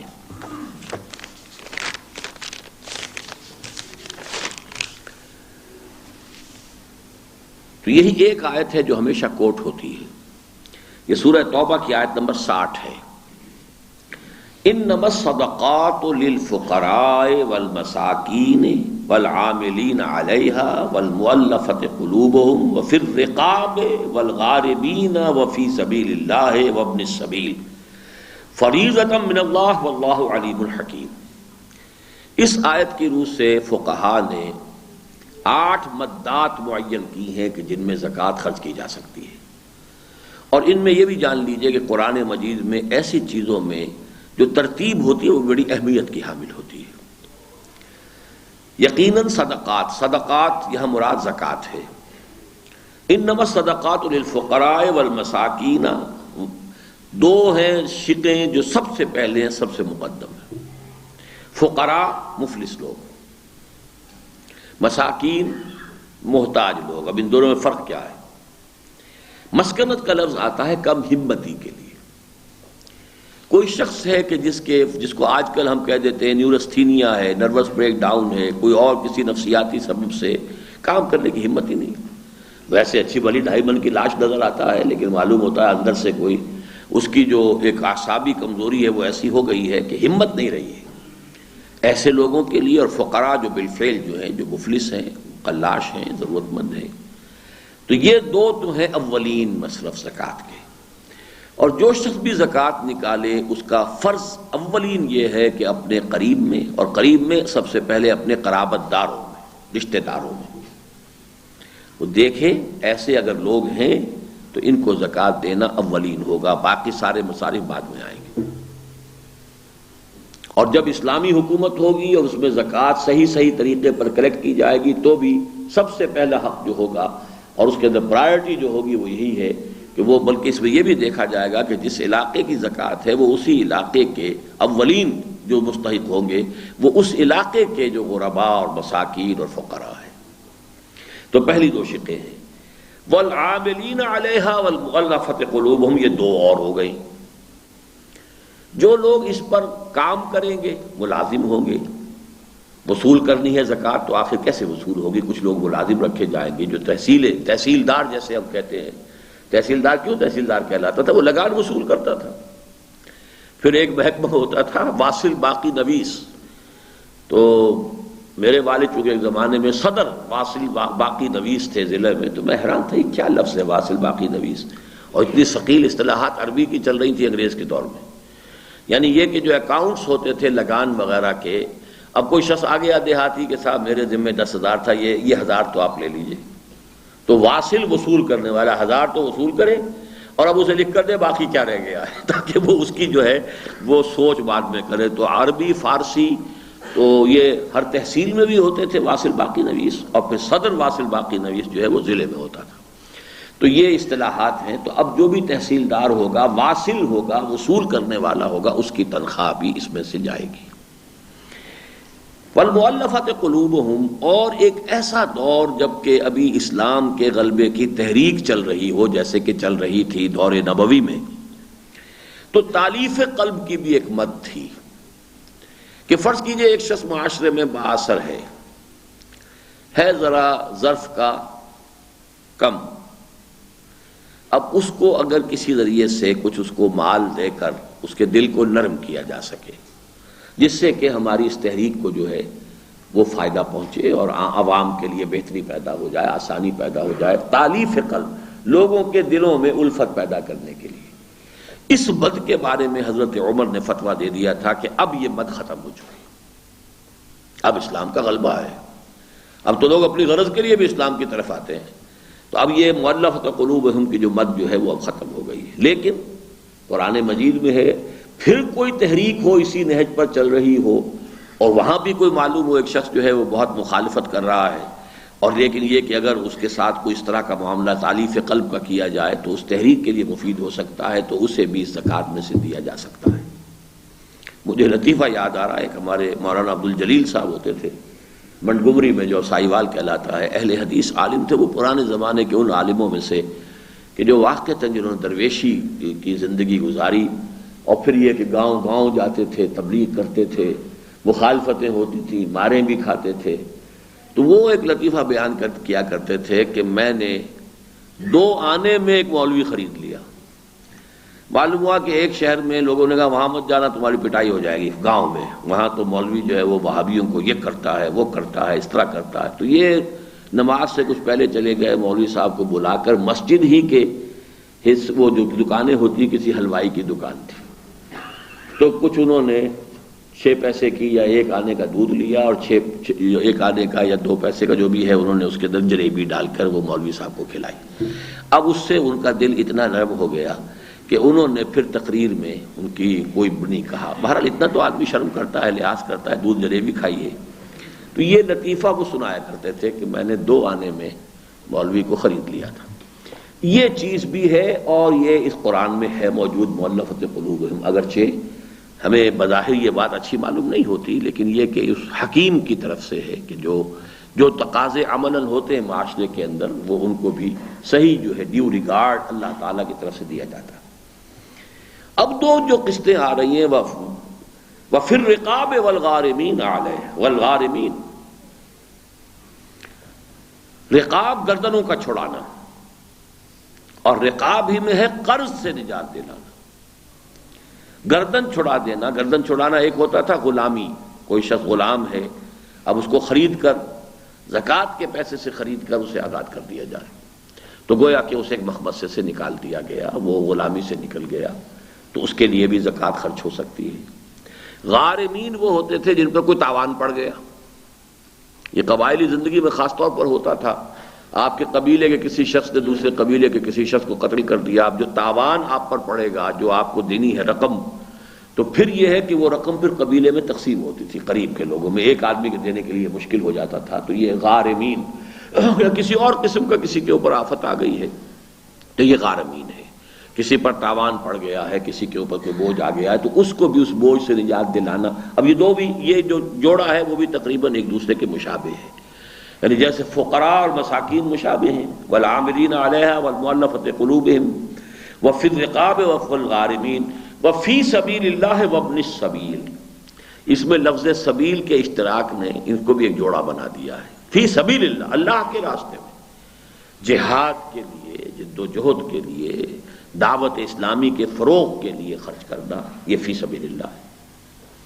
اسی کے لیے یہ ہے کہ تعلیم، ایک ایسا خاص دور آ گیا ہے کہ دین کی تعلیم کے لیے اگر نہ انتظام کیا جائے، حکومت انگریز کی تھی، اب اگر اس زمانے میں سرکاری مدارس ہی رہتے تو یہ تو یہاں ہماری مسجدیں بھی ویران ہو چکی ہوتی، کوئی نماز پڑھانے والا نہ ہوتا، کوئی اذان دینے والا نہ ہوتا، کوئی خطبہ دینے والا نہ ہوتا، کوئی نکاح پڑھانے والا نہ ملتا۔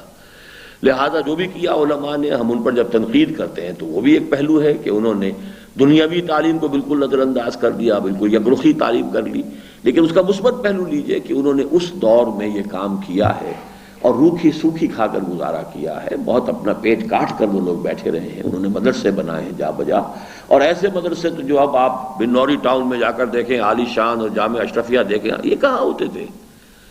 دیوبند، دارالعلوم دیوبند کی عمارت بڑی چھوٹی سی کچی عمارت تھی، کئی سال کے بعد جو ہے کسی نے کہا کہ حضرت اس کو اب ذرا ہم پکی بنا لیں، تو جو بھی اس وقت کے محتمم تھے، مجھے نام یاد نہیں ہے کون تھے، انہوں نے رو کر کہا، آنکھوں میں آنسو آ گئے کہ بھائی جب تک یہ عمارت کچی ہے یہاں کی تعلیم پکی ہے، جب عمارت پکی ہو جائے گی تعلیم کچی ہو جائے گی۔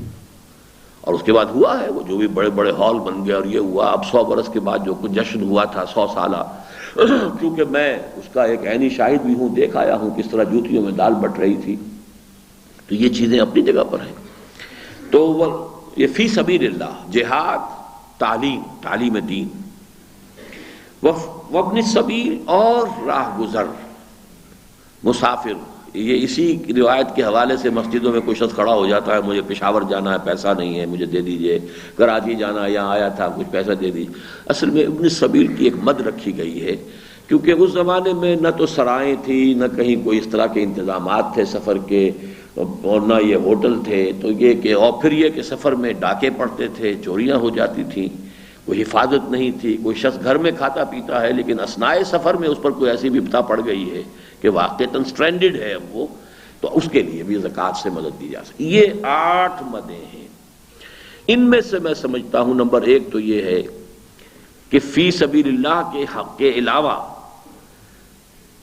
فقیر اور مسکین بھی آج سب سے بڑھ کر ہمارا دین ہے، سب سے بڑا یتیم دین ہے، سب سے بڑا مسکنت میں دین ہے۔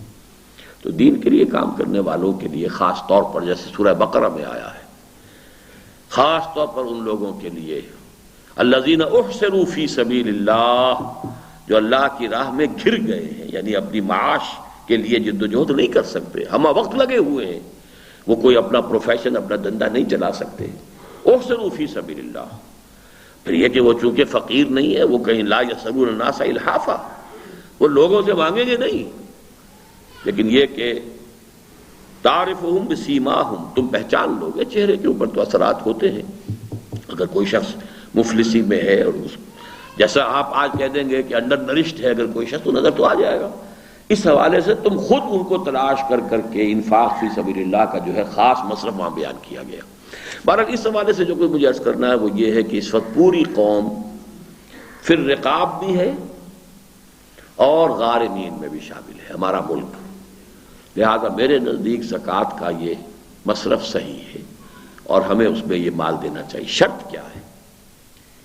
یہ طے کر دیا جائے کہ اس کا معاملہ صرف قرض کی ادائیگی کے لیے، ایسا نہ ہو کہ صرف سود ادا ہوتا رہا سے، جو اصل قرض ہے اس کی ادائیگی سے کی جائے۔ یہ نہ ہو کہ وہ اپنی جو اب یہ تو انہوں نے 3 مدیں بیان کی ہیں گڑبڑ کر دیں گے، ان میں سے ایک قرض حسنہ بھی ہے ایک جو ہے وہ عطیہ بھی ہے، کسی نے بغیر کسی شے کے دے دی رقم، یہ تو عطیہ ہو گئی۔ کسی نے کہا میں 10 سال کے لیے اپنے 10 لاکھ روپے آپ کو دے رہا ہوں، یعنی گویا کہ اس 10 سال میں کوئی کمانے کا جو امکان میرے لیے تھا میں صرف اس سے اپنے آپ کو جو ہے وہ محروم کر رہا ہوں، تو مجھے 10 سال کے بعد اتنی رقم دے دی۔ اور تیسری انویسٹمنٹ بھی ہے، اس میں اتنے لمبے وقفے کے لیے ہوگی تو اتنے % ملے گا، اور اتنے وقت وہ تو سود ہو گیا۔ اب اگر ان تینوں مدات سے آنے والی رقوم گڑمڑ ہو تو پھر حرام ہو جائے گا اس کے اندر یہ زکوٰۃ کا دینا۔ اس کو جو ہے ان کے ساتھ جن کا بھی رابطہ ہو سکتا ہو وہ مل جل کر طے کریں کہ اس کو ایک علیحدہ شخص میں رکھیں، اور زکوٰۃ جو ہے اصل زر جو ہے ہمارے ذمے باہر کا، اس کا کھاتا کھول کر اس میں ادا کریں تاکہ اس میں کمی آنی شروع ہو۔ یہ ہے میری طرف سے شرط۔ باقی یہ ہے کہ اس شرط کو پورا کر کے یہ زکوٰۃ میرے نزدیک مصرف ہو سکتا ہے اس کا۔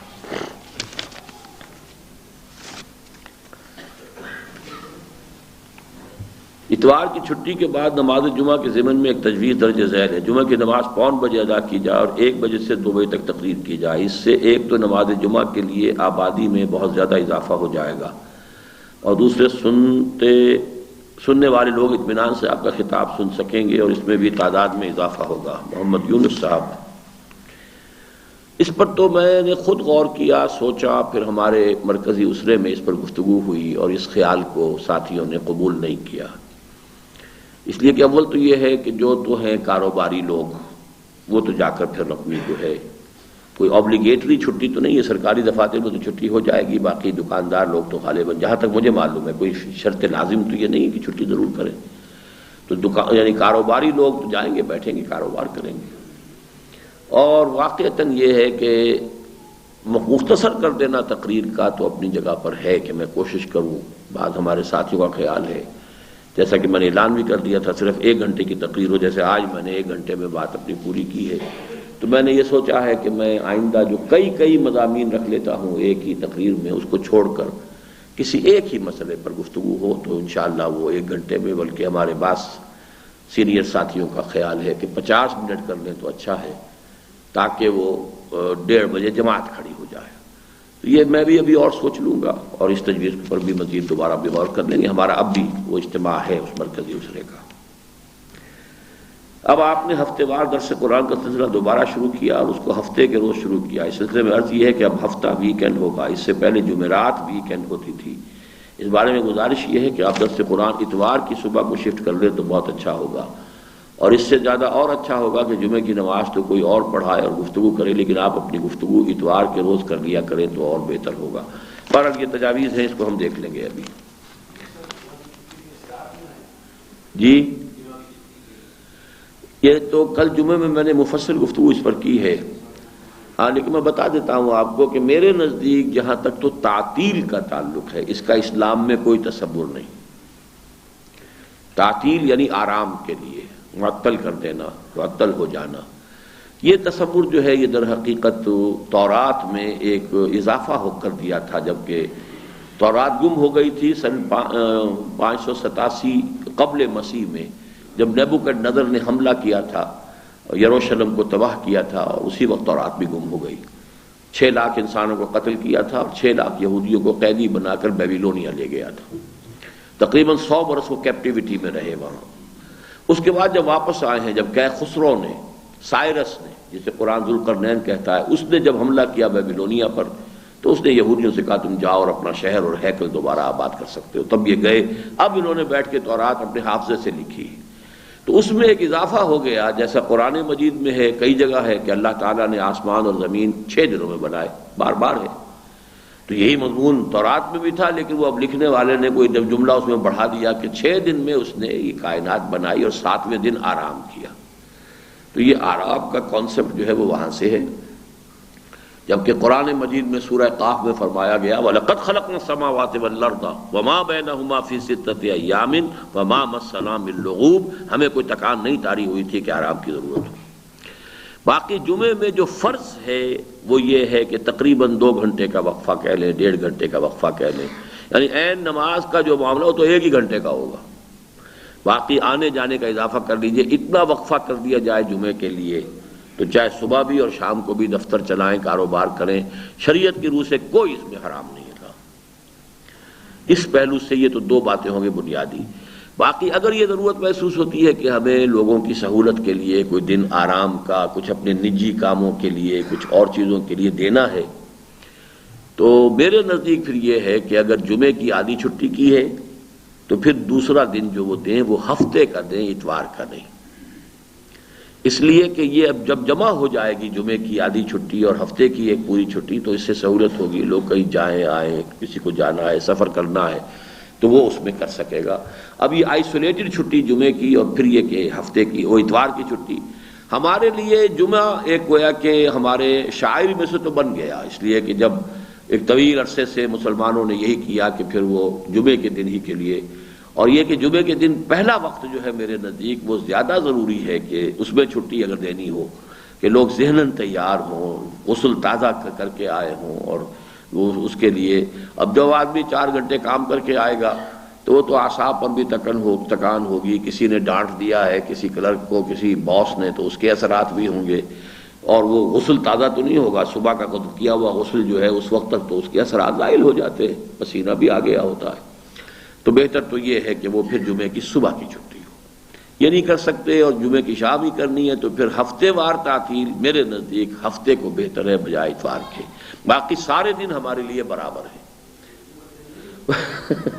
یہ یہودیوں کا دن ہے، لیکن قرآن مجید میں یہ لکھا ہوا ہے کہ جب انہوں نے یہ کام اختیار کر لیا تو ہم نے بھی یہی ان کے لیے طے کر دیا. تو یہ اللہ تعالیٰ کی طرف سے بھی ہے.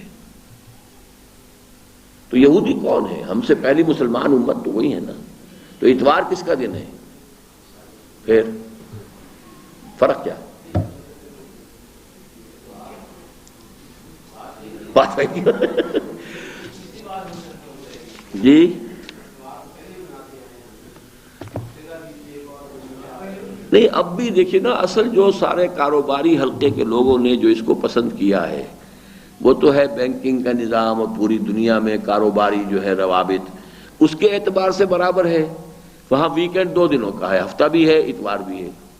یہاں ہفتے کی چھٹی ہوگی تو یہ ہے کہ جمعے کی آدھی چھٹی کے ساتھ مل کر ایک آدمی کے لیے اس میں برکت زیادہ ہو جائے گی. یہ اس میں باقی ہمارے لیے جمعہ اتوار پیر منگل بدھ، یہ ہفتہ اتوار پیر منگل بدھ جمعرات سب برابر ہیں.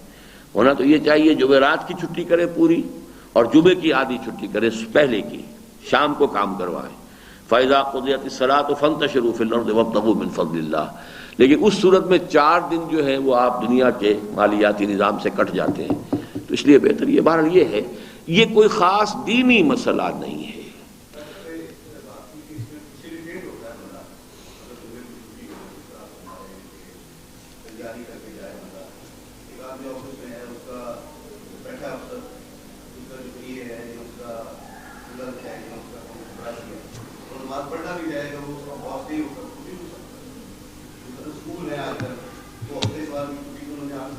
اسی لیے میں نے آپ سے عرض کیا نا کہ میں یہ پسند کروں گا کہ جمعے کا ہاف ڈے پہلا ہو، جمعے کے بعد کام کیا جائے.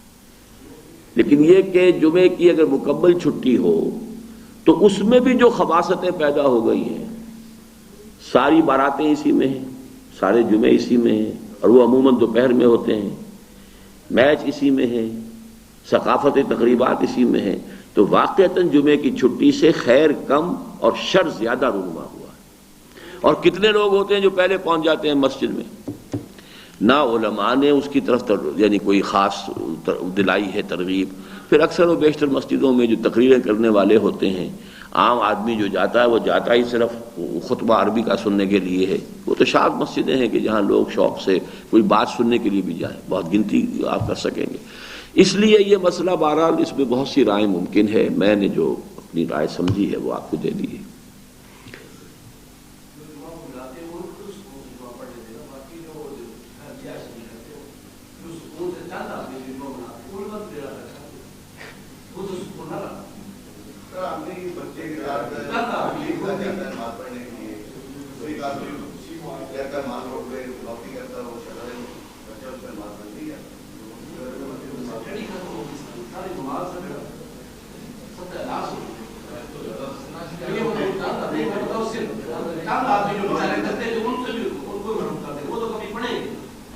ویسے جو خبر آئی ہے اور جو میرا مشاہدہ بھی کل ہوا ہے جتنی حاضری کل تھی کبھی نہیں ہوئی. اور یہ اخبارات میں آیا ہے، سچ ہے یہ جھوٹ ہے، کہ یہ کیفیت صرف ایک مسجد میں نہیں، سب مسجدوں میں. بہرحال دیکھ لیجئے، میں نے ایک رائے دی ہے، میں اس پر پھر بھی غور کر سکتا ہوں، مجھے ایسی کوئی بات نہیں. لیکن اصل مسئلہ کیا ہے کہ میرا جو موقف ہے وہ یہ ہے کہ اس پر کوئی تحریک اٹھا دینا، تحریک ہمیں اٹھانی چاہیے، اور وہ اس پر اٹھانی چاہیے کہ کتاب و سنت کی ٹوٹل بالادستی پہلے طے کرو. اچھا پھر فرض کیجئے کہ ایک شخص کے نزدیک یہ کتاب و سنت کا تقاضا ہے کہ جمعہ کی چھٹی جو ہے کی جائے، تو عدالت میں جا کر آرگو کر کے وہ طے کروا لیں گے. لیکن ابھی تو ہمارے ملک کا دستور کافرانہ ہے، نظام کافرانہ ہے. قرارداد مقاصد وہ نکال کر اور وہ صرف رکھ دی گئی ہے اندر، لیکن اسی کے اندر وہ شقیں بھی موجود ہیں جو قرارداد مقاصد کے منافی ہیں، جو نیوٹرلائز کر دیتی ہیں.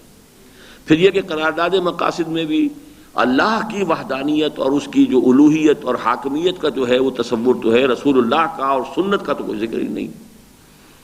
اور دین تو بنتا ہی ہے قرآن اور سنت کو جمع کرنے سے، ورنہ تو دین تو نہیں بنتا. تو اس حوالے سے جو کرنے کا اصل کام ہے، جہاں زور لگانا چاہیے اس کو چھوڑ کر ہم زور لگائیں کسی اور شے پر. ایوب خان نے آئلی قوانین بنائے، سب نے کہا غیر اسلامی ہے، غیر اسلامی ہے، غیر اسلامی ہے، تحریک نہیں چلائی. تحریک چلائی کس پر؟ جمہوریت بحال کرو، جمہوریت بحال کرو، جمہوریت بحال کرو.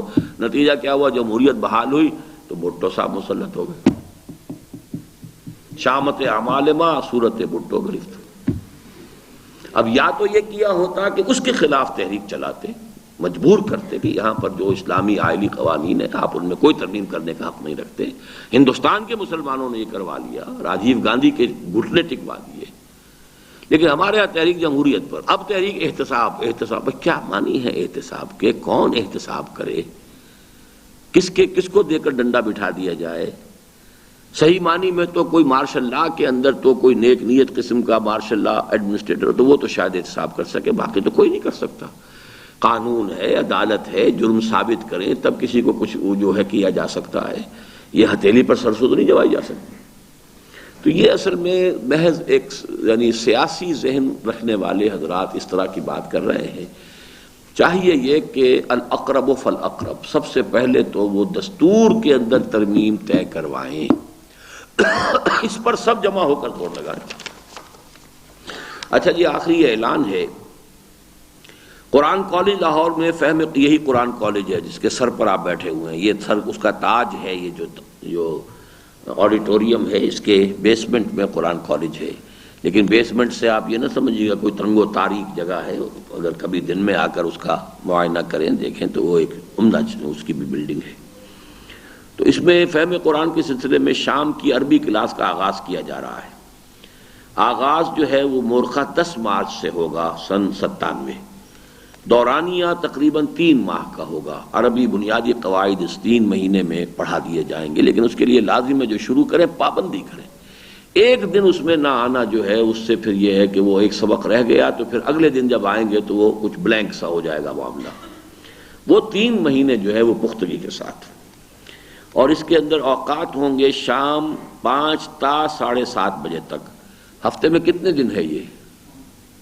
ہفتے میں 5 دن، یعنی جمعرات اور جمعہ اس میں آف ہوں گے. کیا ہے، کوئی ہے کالج کا ذمہ دار آدمی یہاں کے؟ نہیں.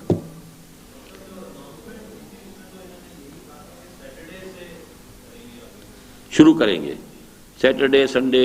اچھا بس ٹھیک ہے.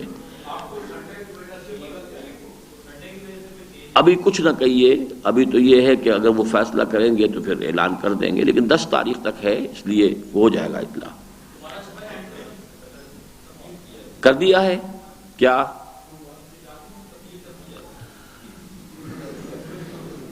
اور آپ کے علم میں ہے کچھ ہیں؟ اچھا، پیر منگل بدھ جمعرات تو 4 دن ہوئے پھر تو ہیں.